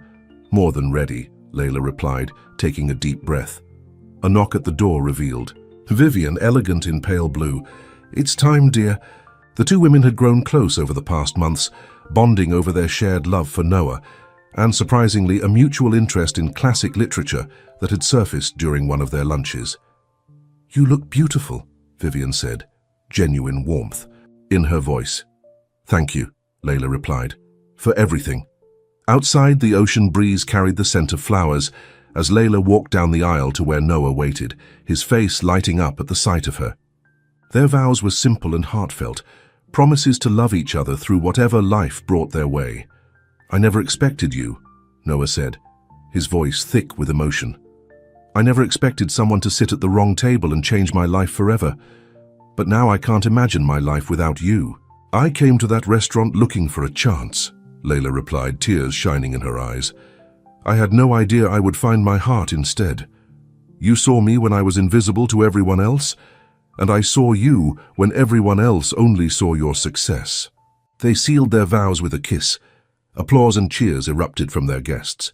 In the back row, Mrs. Peterson from the diner dabbed at her eyes, seated next to Doris and Mr. Henderson from the bookstore, a deliberate mix of Layla's world and Noah's that symbolized their joined lives.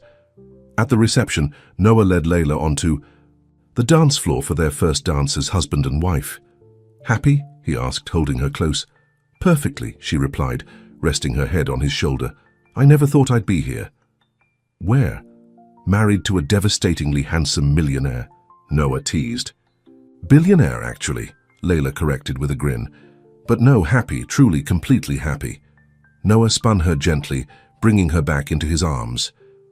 You know, I was thinking about the bookstore cafe you always wanted to open, the one for kids, to get help with homework. Layla looked up, surprised he remembered. What about it? The Sinclair Foundation has some funds earmarked for educational initiatives, Noah said casually. It would be a shame not to use them for such a worthy cause. Layla's eyes widened. Are you serious? Completely, Noah affirmed. It would be your project, your dream. We could start looking at locations next month. Noah, Layla breathed, overcome. That would be amazing. You're amazing, he replied, and I want to make all your dreams come true. As they swayed to the music, Layla caught sight of Jenny dancing with Noah's cousin Adam, the two of them laughing at some shared joke. Nearby, Vivian chatted animatedly with Layla's mother, who had flown in from Florida for the wedding. Their worlds weren't so different after all, Layla realized. So maybe they had created a new world together, one where a waitress and a billionaire could find love across every divide. Later that night, as they stood on the balcony of their honeymoon suite, watching moonlight dance across the waves, Noah wrapped his arms around Layla from behind. Any regrets? He asked softly. Layla turned in his embrace, looking up at the man who had changed her life with a chance encounter and an open heart. Just one, she said with a smile. I should have sat at the wrong table a long time ago. Noah laughed, pulling her close. I'd say your timing was perfect, Mrs. Sinclair. Mrs. Sinclair, Layla repeated, testing the sound of her new name. I like it. I love you, Noah whispered, kissing her under the stars. I love you too, Layla replied. Always. As they stood together, the night stretched endlessly before them, full of promise. Two people from different worlds, brought together by a simple mistake that turned out to be the most perfect accident of all. Back in the city, Jessica Reynolds stared at the society page announcement of their wedding, her face tight with anger.